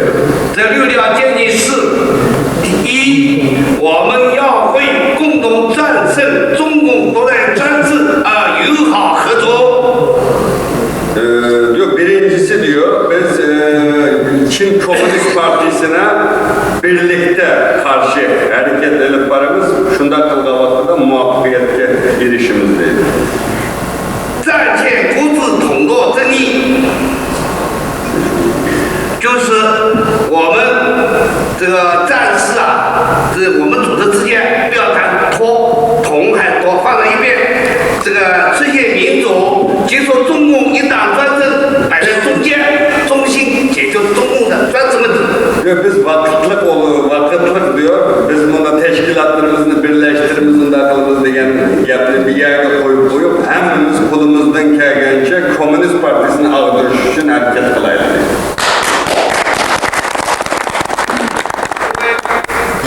前个总统阿贝索先生说是人权高于国权，我向大家要报告的是，我认为民主问题大于民主问题，中国只有实现民主化了，才可以土然的、合理的解决我们的民主问题。 Diyor ki yani dünyada insan hakları hem neslin yukarı insan hukuku deydi. Biz Xitay hükümeti demokratik olmasının insan hukukunu kolga alışımız mümkün emez. Bunun için aldı bile biz Xitay'ın demokratikleşir için güreş kılışımız lazım. 所以第3条建议加强反对江泽民、李鹏中共集团的联合行动。 Üçüncüsü biz birlikte Can Zemin'e, Li Peng'e karşı hareket edip kırışımız.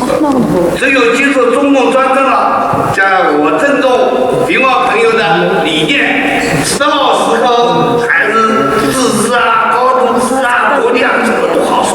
现在不把共产党专政接受了，其他都是空话。 Diyor ki hazır bizim kılıdığan işimizdeydi o. Xitay Komünist Faşist Partisi'ni aldırıp taşlayla, onundan keyin oldurup, müstakilliğimiz, kanalımız, kürüşeyle, o mesela Xitay Komünist Partisi tahttan düşmeyi durup, biz diğer gibimizden hemimizi boş değil yani, bakar. 第4条建议是扩大资讯等方面的这个互通交流。 Конечно. Пускай заканчивает. Diyor ki, biraz diyalektik söyleyeceğim de şu. Они свое писали. Dördüncüsü iletişim yani medya, haber ilişkisi de kolaydı. Birbirimizden haberden kolaydı değil mi? 这个我们民主党主办的中国之声，这个半年来已经发表了3篇谈平沃运动的反对印度的问题的文章，3篇谈这个达赖喇嘛的西藏的问题，我们这个加强了这个我们汉人的反对运动组织和平沃反对运动组织和西藏的反对运动组织这个宣传。 Bizden Xitay'ın Baharı namlı bu jurnaldan çıkarımız. Bu jurnalda hazırlıkça 3 parça Xitay'a karşı nayeti yakşı makaleler bulduk. Bunun da bir tanesi Dalai Lama doğruluk, yakşı makalelerle bulduk. 我们让汉人的读者，让他们更多的了解、认识我们平沃朋友的目前的处境和你们的理念。 Biz bu jurnalla vasıtasıyla Xitay halkına bizden hazırlıklı ahvalımızla, bizden derdimizle Xitay halkına anlatışımız lazım. 因为共产党不但镇压，因为我看了看电影，同时也是自然镇压我们汉人的罪魁祸首。 Ve Abiyat'ın köyden televizyonda değil o.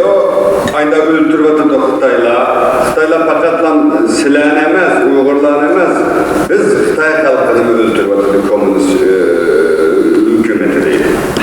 这个比如历次政治运动，这个累计中国50年来死了地震上死亡1亿2千万，这个中国人除了维吾尔人、藏人、蒙古人等等以外，主要大量的是汉人。 1949 yıldan adamның sani, şu Xitayga qarşı hərəkət qılıb ölgən adamның sani 1.200.000 deydi. Bu 1.200.000 adamның ki içində tabii ki köp qismi biz Xitaylar. 所以现在共产党专制独裁办三位一体，他们怎样我们中国民主党人有60多个领袖和其他100多骨干还在监狱里，大家都知道的，习文边、辛永明、这个王有才等等，他们都是24年的，除了王有才是天安门学生领袖以外，都是24年的中国资深的老战士，以前坐了15年牢，现在还在13年、17年牢，所以说明他们跟汉人一样的血腥的镇压的。 Hazır Xitay turmalarında deydi, bizden 60 neçe adamımız yeterlik deydi. Bunun içinde 3 tanenin ismini dedi, okucular hareketi de olgan bir tanesi kuvvetligenken, kalganlarının hemmisi bizninki şu çoğunlardan deydi, şu burunku demokratlardan. Hazır 60 neçe adam takı Xitay'ın turmusu da deydi. 现在的法轮功运动大批的这样的扎了现在10几万的法轮功学员，有的被判刑，有的是监了，而且一步一步的镇压着，也主要是汉人。 Falun Gong hareketine haberanlar var. Falun Gong hareketinde katlaşkan adam 100.000 adam var bunun içinde. Hazır bunu küpüne hazır Xitay hükümeti bir kısmı turmada, bir kısmını hazır yana hüküm ilan kılmakçı. Bunu bilinçli bulanma küpü biz Xitaylardır. 还有大陆的大量的教会的基督徒、天主教、基督徒、基督教基督徒也加入教会，也在镇压。 Hazır deydi o, Xitayda Budistlerini, Hristiyanlarını mı, şu bizim dinimizde mi kattık besim başladı, başlarını mı besim şirketi deydi. 对工人运动和农民的抗税抗暴也在不断的镇压。 İşçilerinin hareketine, işte işçilerin hareketine, dinhallarının hareketine hazır herkes memnun emez deydi. Bunların hareketlenmesine nerede çağırmasın bastırıp atmaktadır. 所以我认为中国法西斯比德国那些还更法西斯。 Diyor Xitay faşistleri Nemislerin ki Nemis faşistlerden Hitler'den takımı vahşi faşistler bunlar deydi. 这个希特勒杀犹太人，但是保杀马民族。中共汉民族是在他大量镇压屠杀，从这一点比希特勒更法西斯。 Ama deydi o Hitler fakat Yahudilerini, Joyitlerini öldüretti ama bizden faşistler özünün milletini öldürdü, Xitaylarını öldürdü. 所以我要说的这个例子就是说，中共法西斯专政是我们菲尔朋友和我们汉人共同的敌人，我们两个民族是好朋友，应该和睦相处。 Bunun için diyor bizden opçı, hemmimizin düşmanı Xitay faşist hükümeti deydi. Biz halk dost biz sizlerle, sizlerden hiçbir elip veremediğimiz nemi yok ama bizden birden bir düşmanımız Xitay faşistleri deydi. 所以我们团结起来，解救中共这个集权政府在台子上，我们民族团结和你们的理念的实现。 Onun için dedi aldırılan şu abiyyatın digendik Xitay hükümetini aldırıp taşlaydı komünist hükümetine. Onundan keyin oturup sözleşimiz sizlerdeki arzuyla emel kaşıdı deydi biz. 所以我第5要建议这个联合举办维汉汉委国际对话会，加强彼此认识、沟通、了解，互相支持。 Onun için deydi biz Xitay Demokrat Partisi sizlerden diyaloga öt toplamda deydi. Şu avtomobillikimizde birlik geldi. Bunundan keyin devamlı görüşüp hareketimizni güçlendiririz deydi. 同时，联办国际对话会是这个新疆问题啊，我们讲的就是这个地理名称啊，正如东土啦，这个历史里面，就是说像西藏问题一样的，让国际社会更多的人关心维吾尔的民族的反对运动的情况。 Biz halkara müşunda bazı şekiller kılık silahının bu Şinjan meselesini, yani benim Şinjan'da işimdeki sebep değil de bu coğrafya ismi, Şarkı Türkistan'ın tarih ismi bu kadar ki ben Şinjan'da ettim. Şinjan meselesini Tibet'le okşaş, Dalai Lama meselesi okşaş, Avrupa, dünya kamuoyu bildiriş için birlikte hareket kılırız. 这个，所以第2届的为了要经常保持联络，要进资讯交流，甚至要联合到街头去抗议。我们这2年嘛，在法国、德国抗议将领，抗议荷兰，在比利时，在荷兰都合作得很好。加上这些东西，包括要筹备国际的我们研讨这个平俄这个运动问题的研讨会等等，那就需要建构一个联合工作委员会的管道，以便协调做好事情。联合工作委员会。 Deydi biz pat pat uçuruşup duraylı deydi. Görüşeyle, fikir almaştıraylı. Biz bu yakından bu yan deydi. Fransa'da, Belgiye'de birlikte sizlerle birlikte Xitay'a karşı namayiş kıldık. Naydı yakşı oldu deydi. Bunun için bunu güçlendirelim deydi. Benim bir teklifim şu Xitay Demokrat Partisi ve Uygurlarla birlikte bir komite kursak deydi. Bir komite uğurlaştırsak Xitay'a karşı komite deydi. 这个联合委员会是我要说明的是功能性的组织，并不是一个是功能的工作性的，不是一些什么团体啊，这不是这个概念。 Bu şunu ben dedi oturup bu bir teşkilat emez yani teşkilat emez bu da bir birlik yerinde erkek olarak da birlik olarak da komite oldu. 其实风性的信号的功能呢，那么这个6条建议，我要讲的阿肯先生呢是一个民主政治家，他说他要跟大家来讨论，所以我向大家报告。 Ben sizler bunu değişimlik sebep Erkin Efendi, naytı demokrat, naytı yakşı bir efendi. Onun için ben sizlerge de bunu bir muzakirleşmekçi sizler bilen deydi. Erkin Efendi muzakirleşmekçi bu altı maddeni deydi. Ben şunu sizlerge de dedim. Müda bir maddelerde muzakir kılıp deydi. Sizlerge demekçi onu deydi. 同时，大陆去开会，我是在乌鲁木齐，我们在北京见面，而且我还要说，我们来的，今天我们来的首先来我们听都是上海朋友，也希望有天我们在上海见。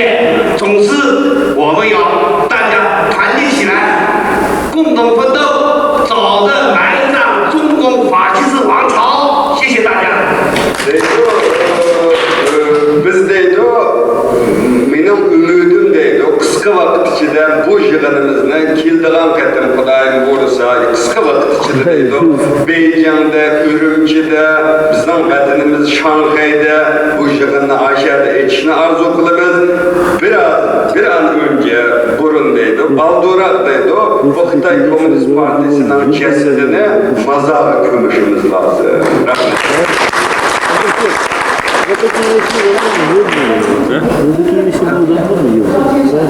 请问，从现在今天起，你能不能代表你的这个机构承认我们东突厥的独立呢？我刚才很抱歉，我刚才就是讲了这个问题。我是代表一个团体，为什么要搁置争议？如果一讨论这个问题啊，那么民主党内部、汉人内部一些位置，好了，我们不是这还没有不是跟你们吵架，我们内部就吵架，那共产党就高兴了。所以我为什么要提出我们组织之间不讨论这个问题？因为一讨论问题要这个中共的几千年代封建的大一统的思想。 共产党的移民教育，这个情节一下子不是把它过来的，是吧？你理解吗？ Ben de bu şimdi Maynur Hanım sordu dedi siz dedi şu Şarkı Türkistan'ın müstakillığını tunumsuz yani bu meseleye tunumsuz deb sual sordu. Bu dedi bu Şarkı Türkistan'ın müstakillığı da manda muzakir kılsak bu tügümeydiğen gap deydi. Ama bunun degeni şu ben halkın vekili, Demokrat Parti'nin vekili. Bunun için bu müstakillik nemesi de işte aldı bilen demokrat olaydı. Ondan da keyin oturup sözleşeyle degen bunun partisinin 要说明一下，所谓国字不影响你们的独立理念的追求，我要说明一下。第二，也不影响关于这个多了种的学者讨论的自由，这是我们自己组织之间，这两句话不要说。Benim diğerlerim sınıf müstakillik arzusunlara menfi tesiri bulmaydı deydi o. Demek. 我刚才都是写了，我来跟你讲。张先生，你所说的我都听得，就是100%我都理解听懂了。所以呢，我给你提出的这个问题，如果你从今天现在开始不承认我们的独立的话呢，那我们现在就是根本就跟你谈不上，就是跟你什么合作什么的，因为我们要的是独立。我们不是等到中国就实现了这个民主以后呢，看你们给不给我们，我们不是到那时候跟你要。所以呢，就是国民党也说过这样子的话，屠杀我们的就是国民党，共产党也说过这个话，屠杀我们的也是共产党。现在我不说你们，但是呢，你作为一个民主派的一个代表提出这个，你的话反正听起来呢就是很好，但是呢，最后我就跟你问的这个问题，如果不承认这个，今年的5月份在美国华盛顿 DC， 可能你也在吧，在大家呢就说你的那个6条的第1条呢，从现在开始，如果承认我们的独立的话呢，我们可以和你合作；如果不承认，我们坚决反对。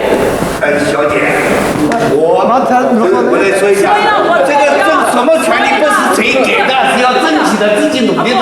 所以呢，我代表，我是从美国来的，我代表我们在美国的就是 UAA 啊 ，Uyghur American Association 呢，就是你不加上这条的，我们坚决反对。Münazıraya başlarken de cevap uzun sürdü. Birden dert olmam gerekiyor. Dün akşamda da zaten bir oturum yapmak için bulalım. Başlarında da kendisi bulalım. Maynur Hanım dedi ki siz eğer bizge müstakillik veriniz diye müstakillığınızda kabul kılmısınız, müstakillik arzunuzun bu kavramını kabul kılmısınız, biz sizlerle katli sözleşemeyiz. Bizden talebimiz müstakillik gomindanı bizge diyen, müstakillik verimizde balda bizni öldürgen, onun için müstakillik vermişsiniz, biz sizlerle katli sözleşmeyiz. Maynur Hanım şundan. 小姐，我想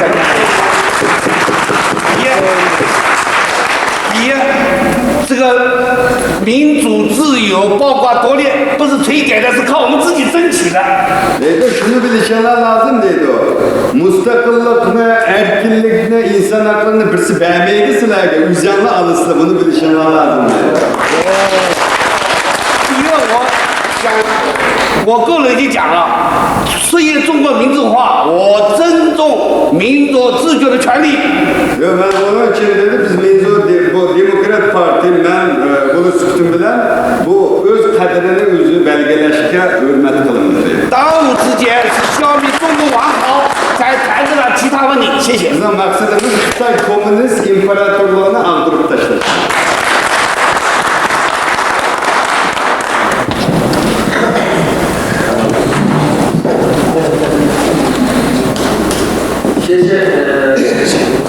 谢谢你。 Bugün geçenimizde Boğulu Yediğen bugün akşam ya da bunlardan da oturup yumuşak sohbet etmek için konuştular. Demokrasi bu meselenin tersi oturup gerçekten bir akşamımızda burada kısa yaklaşık bir güveye ters bu meselelerde elbette yaşamın nizamlaması belirli davatı demokrasinin amacı ters gerekiyor. Bu meselelerde yakalarsa uzak çünkü burada değerli olan meselelerin. Bugün akşam belki sanat dışı çalışmalarımız oldu. Söylemek size. Şu anda 这个刚才罗坤先生说啊，这个问题就是我们今天晚上我们安排了一个活动，就是晚上啊跟你们好好的我们这个也讨论交流意见，晚上再说。现在就告诉你，今天晚上9点在火车站，应该我们就合作的情况处理一下。好的。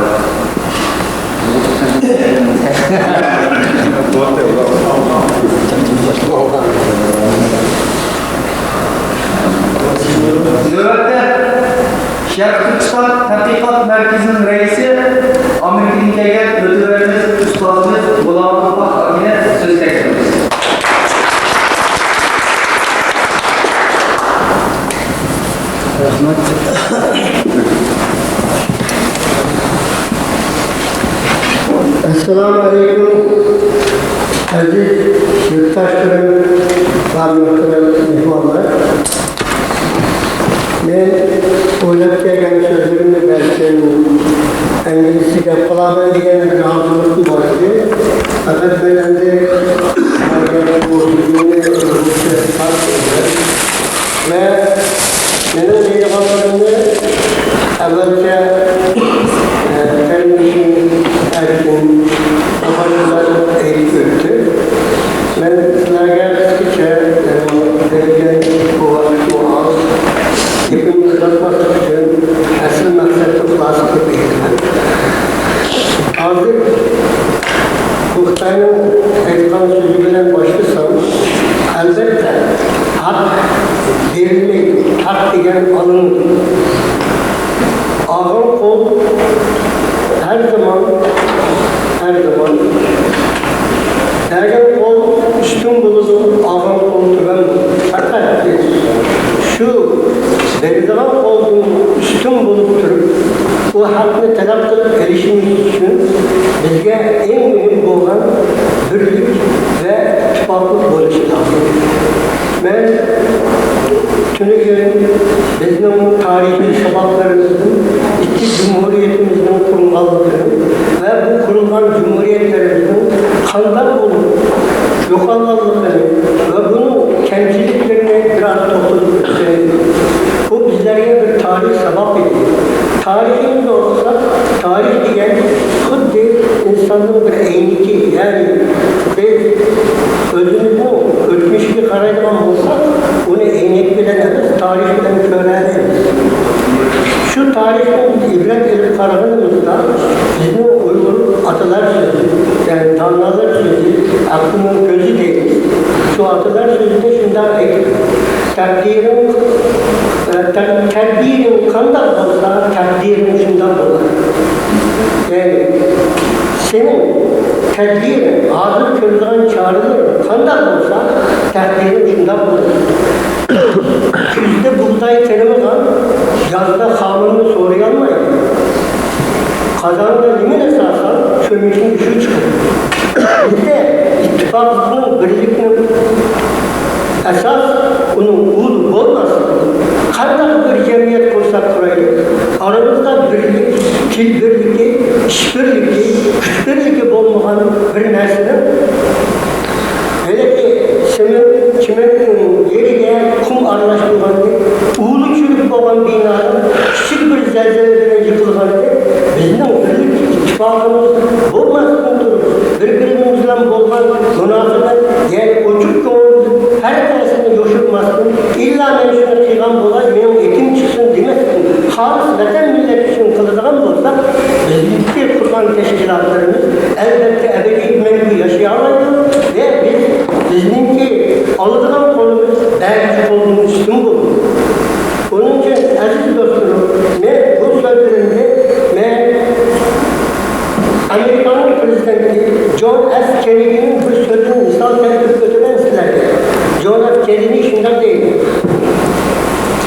Don't ask what your country to do for you. Ask what you can do for your country.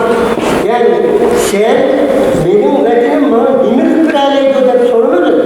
Ben vatanım için nimet kılıp vereleyemem sorunudur. Biz özümüzü soraydık bir kez. Biz vatanımız bizi nimet vermeyiz. Biz vatanımızda ince kanımız tökülden atıp olduğunun şöyle kömürgen bir vatan. Şunun da biz nimet kılarlarını ve nimet kılarlarını şu vatan için hep özümüzü elbette soruşumuz lazım. Şundan sorumuzda bizde bizim vatanımız birlik ve ittifaklık isteyiz. Bu beş kol. Sen bir kolunu bilen parmağına bir adamı vurmayabilirsen bu parmağın sunudur. Eğer beş kol birleşik bir muş kol, muş bilen bir adamı vurarız, küçüğüydü de olur. Şuna okşaş, bizim birlik ve beraberlikimiz biz elbette özümüz Uygur da adamımız Uygur. Şu Uygur'un manasını bilgen olsak, Uygur demek uyuşkan, birleşken, ergeçken birbirine, çıkışlaşkan diyen manada gelir. Şu Uygur bir sürü blok. Biz böyle ne? Her tarafta bir cemiyetler kurup, o cemiyet bir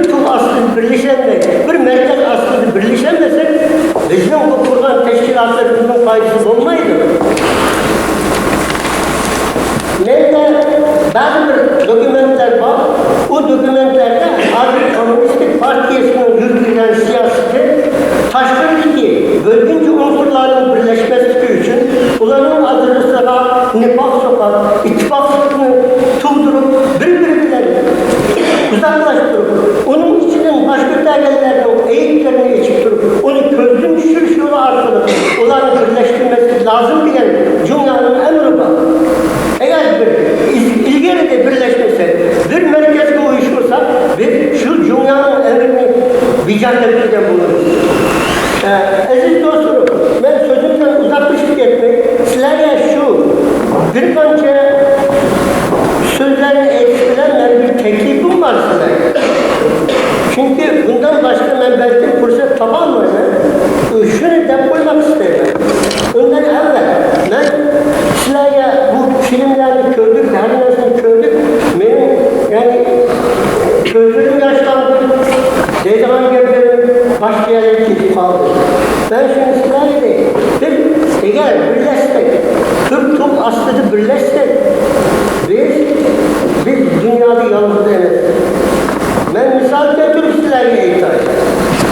Demokratik bir dünyada, bunu mesela Amerika'da biz aslanlık Uygur olsak mı?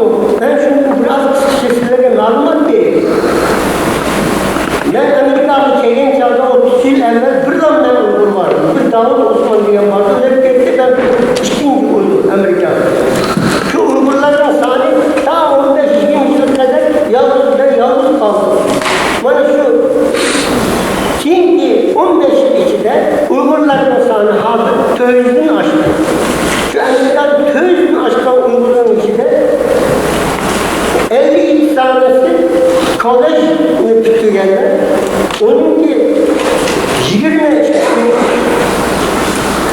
PhD yani Ali bilimi.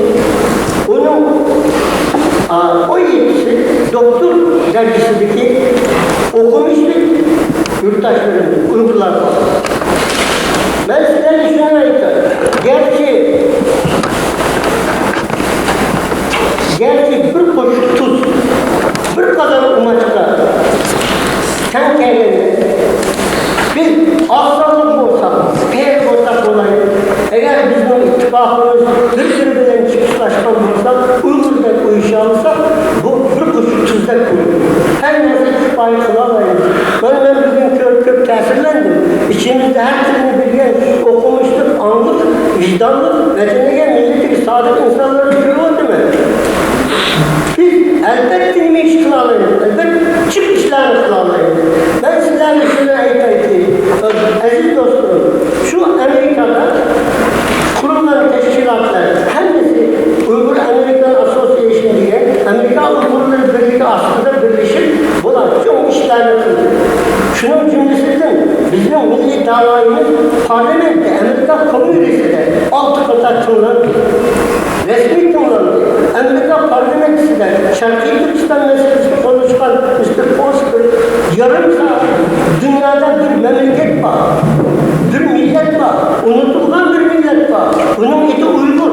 Onun vatanının ismi, tarihi ismi Şarkı Türkistan.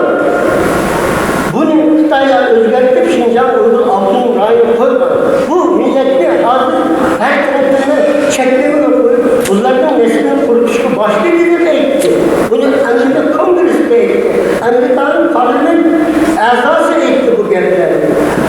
Hazır Amerika'da bizim milli davayımızın yakılıcı Kongresi. Bizim şerif dostlarımız var. Amerika'nın yalnız halkaralık seçilim teşkilatı başlar. Amerika'nın Taşkışlar Ministerliği'ne kurulan ve Demokratları Respublikan Partisi'nin şekil boğan Congressional Congress diye teşkilat 220 azası boğan teşkilat bu davayı resmi kongreye girdi. Uygur meselesi kongrenin resmi nemesi girdi. Onun rekorda kaldı. Şundan taşları bu silahımlar malumdur. 92 sayfalık Halkaralık Seçilim Teşkilatı'nın Human Rights Violation Şincan Bilgen kitabında bana hem münasır malum olan bir yerde bizim zayıflığımız ne bilin ibaret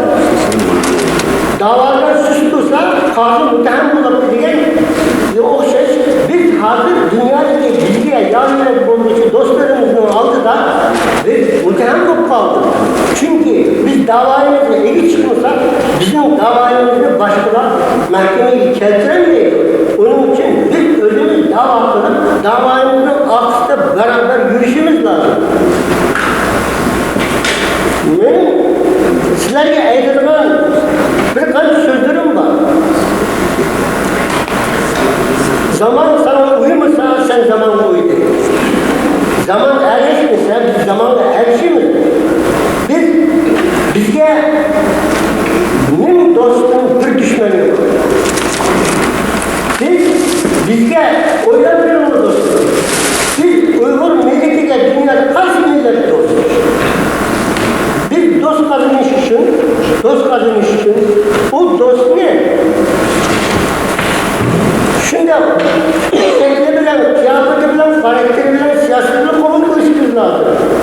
Eyipsiz dost aktarın yalnız kalır diyor Uygur ataları sözünde.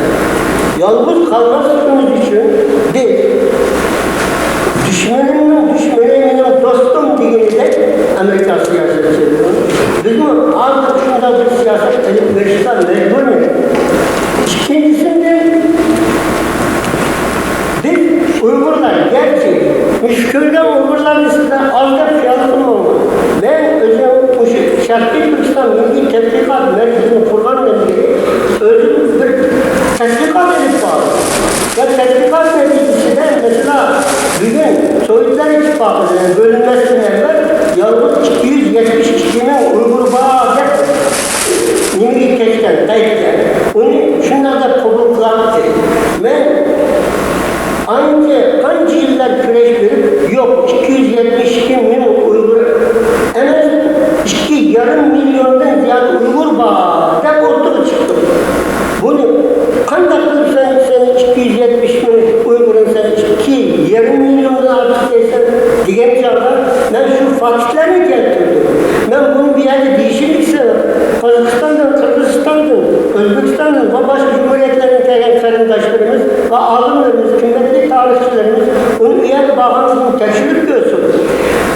Ta ki Çar İmparatorluğu zamanından türlü sebeplerden Kazakistan, Kırgızistan, Türkmenistan ve Tacikistan'lara içeri yerleşen Uygur urumlarımız, karındaşlarımız üyeye sığıngan çağda bunların ekstraydan gelen kötüler bulan muhacirler bunlarla yer iş hukuku, yer hukuku, alimci iş hukuku, her hukuku tanımalı.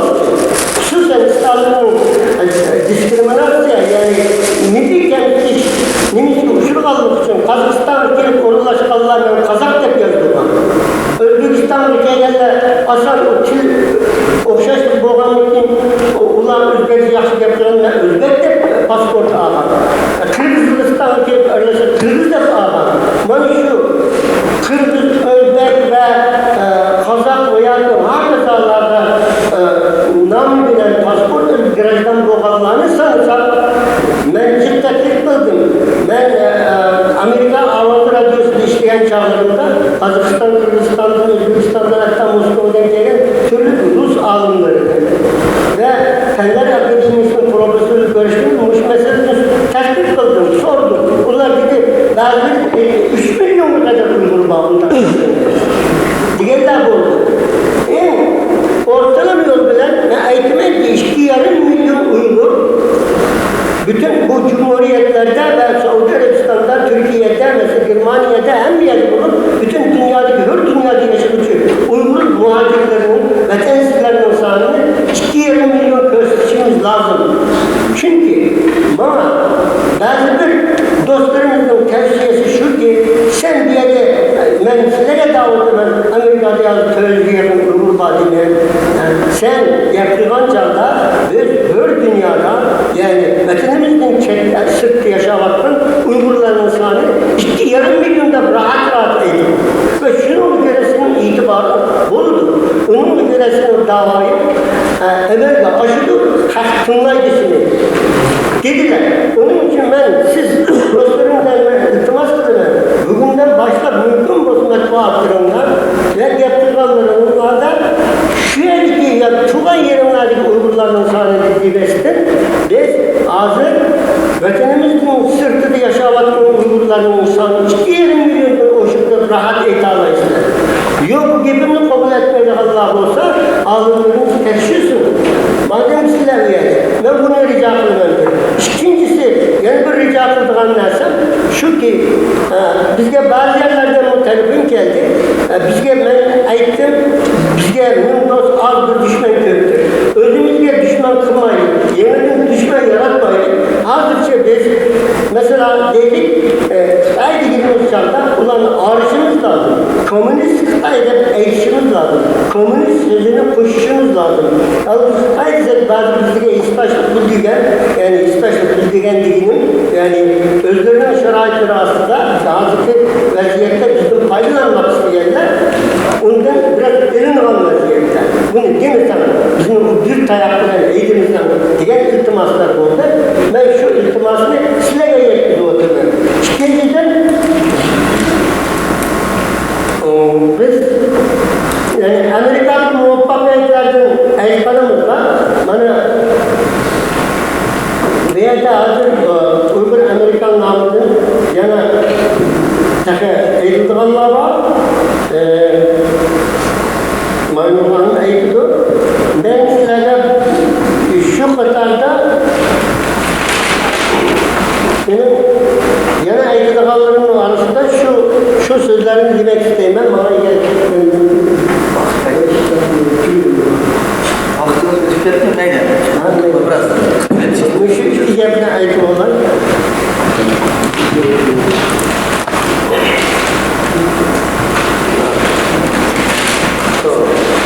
o benimki cebimde bir vakit lazımken ben cebimden biz milli davayımızda muvaffak olmamız ise her bir Uygur bulur. Ne mi bozulur? İsterse başlık olsun, olmasın.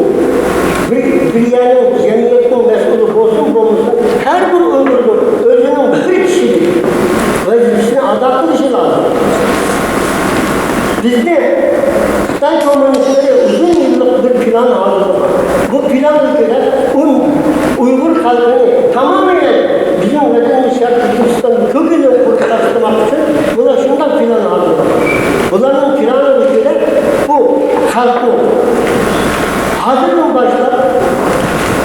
Nüfusun bir geçerleş yolu arttırıp, yeni toplum olan bağlarını öldürüş arttırıp ve ayaklarımızın tuğmasını koyuş arttırıp neslimizin iade bir şekilde ikinciden atom yazgı küllerimizin zehirlengenlerini onu özümüzden eciliyle ölüş koyup verip aksızın milyonlar köçmenlerine ekip durup bu ve yaş ödeklerimizin yaş vaktida desktop yani başlangıç mektep zamanında Xitay için ekip durup üye okutup özü Uygur fakat bu Xitay kılıp yetiştirip ola 18 yaş giygenliğinin yutumuzuna ekilip şuların vasıfıyla bizim yutumuzu idare ettirmek için ve bu şekilde bizim yutumuzun hakikaten acılanan bir hadise haline geldiği öz uyluklarımızdan kurtulması. Şu planı var, karşı duruş için. Benim fikrimse, benim özgürlük karşım boyunca ne mi bir sıkıntı? Ben şuradan işlerim ki Hitler Germanya'sı gerçi 6-7 milyondaydı, şu çilek Yahudilerin mesela köydür. Küllerin köküsü olup rokatman olsun ama yani bir milletin, hiçbir milletin rokatanmayla kalmasını bugünkü kurulan İsrail devletini göremez. Hiçbir zaman bir milletin rokatanmaydı hiçbir zaman. Tarihteki ötmüştü ki en çok imparatorluğu hiçbir zaman ebedi mengülük olamadan Antakya Rusya'nın parçalarını oluştu. Şunun için ben gipimli kulaç kırıp eysem hazırki yeniden kurulan Şanghay Beşik'i aslında bizge çok babalı beşimizde çıkırken bu balanın akıbeti mengülük emez. Çünkü bu ticarete dayanan Şanghay Beşik'i kılını çıkılıp bu ticaretin Türkiye'ne iflas kılıp ben grup bu işin çokunu. Bunun işengen halde biz öz aramızda ilgili için mümkün kadar yeni neslimizi okutup kaysın nimeyi okusun ilim doğru yolu başlaydı. Biz yetiştirişimiz lazım, okutuşumuz lazım. Şu ata babalarımızın, ata ağalarının şu yeni balısı da hiç olmasa vatanının muhabbetini, sevgisini, tarihini biraz okutuşu lazım. Şuna kılmakta biz üçüncü neslimizde tükep gidiniz yani.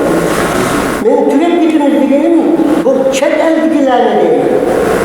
Her memleketli bağlılar, o memleketin ki nimişte tuğulgan bağları anıtını bilmek, bu memleketin ki hep kılır. Ata-anların mesela Amerika'da şu hatalıklar oldu. Biz bazılarının bağları, çoğanları, çoğanları geldiğinde dadısı tercümanlık böyle balısı gibi ne anlamayın. Nimiş bunda bu balının uygunsuz, anısı uygunsuz, dadısı uygunsuz, niçin bu çoğanlısının, çoğun dadısının kilini anlamayın. İşte biz hata yaptı o. Şunun hem İngilizce çıksında biz İngilizce yapıyoruz. Diğerler, o balık çoğu öldürür. Ata-anasını terkıtılılık seni İngilizce yapıyorsun. Yaratma. Bana şu ahallardan saklanış için kaygı memleketli bozsak olaydı, ballarını zorla bozdum o. Mesela benim balamı nam demişse beğenmezdim. Anlamadım seni diyor. Su demişse beğenmezdim. Yani, anlayamadım. Bu atarcısı yok. Kalıp tırattım. Su dikizip durup su beğen. Nam dikizip durup nam beğen. İslam şunda kılalı istedim. Çünkü bir millet divan, onun dili. Örf-i adeti, tarihi ve bir de dini. Bu tötmesi bozmasın. Bu bir millet bulamayız. Bizim dilimizi unutsak, dinimizi unutsak, tarihimizi unutsak, biz o milletin çıkış gidiyoruz. Benim göklerimde şu ahırdı. Bizim büyük mücadele Şahın Muhammed'in Kur'an'ın şu söyledikleri tüketi. Benim göklerim gerçek. Ama vakti yok. Çok kına var. O da diyelim.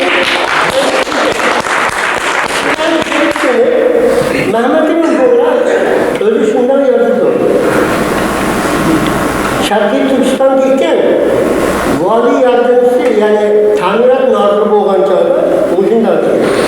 Beşimizde ulu millet sevdası, can ciğerler kuvvetlerinin şeydası, şu arımız erkillikinin davası, milli birlik derdimizin davası, toplam millet tolu yolda yürüyor.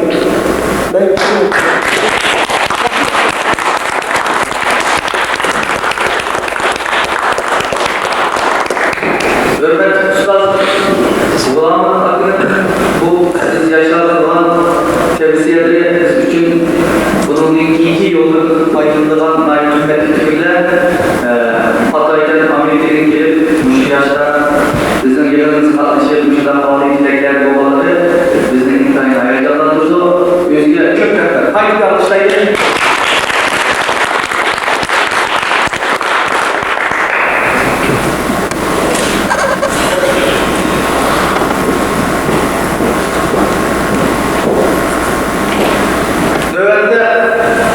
Şilisiye Şerki Kutsallı'na Birliği Reisi Faruk Akil'e söz bekliyoruz.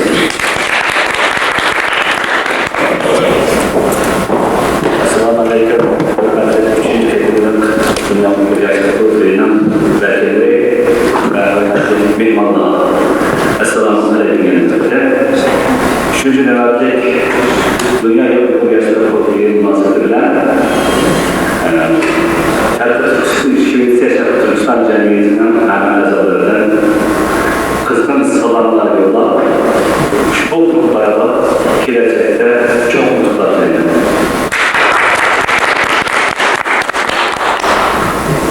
Birincisi,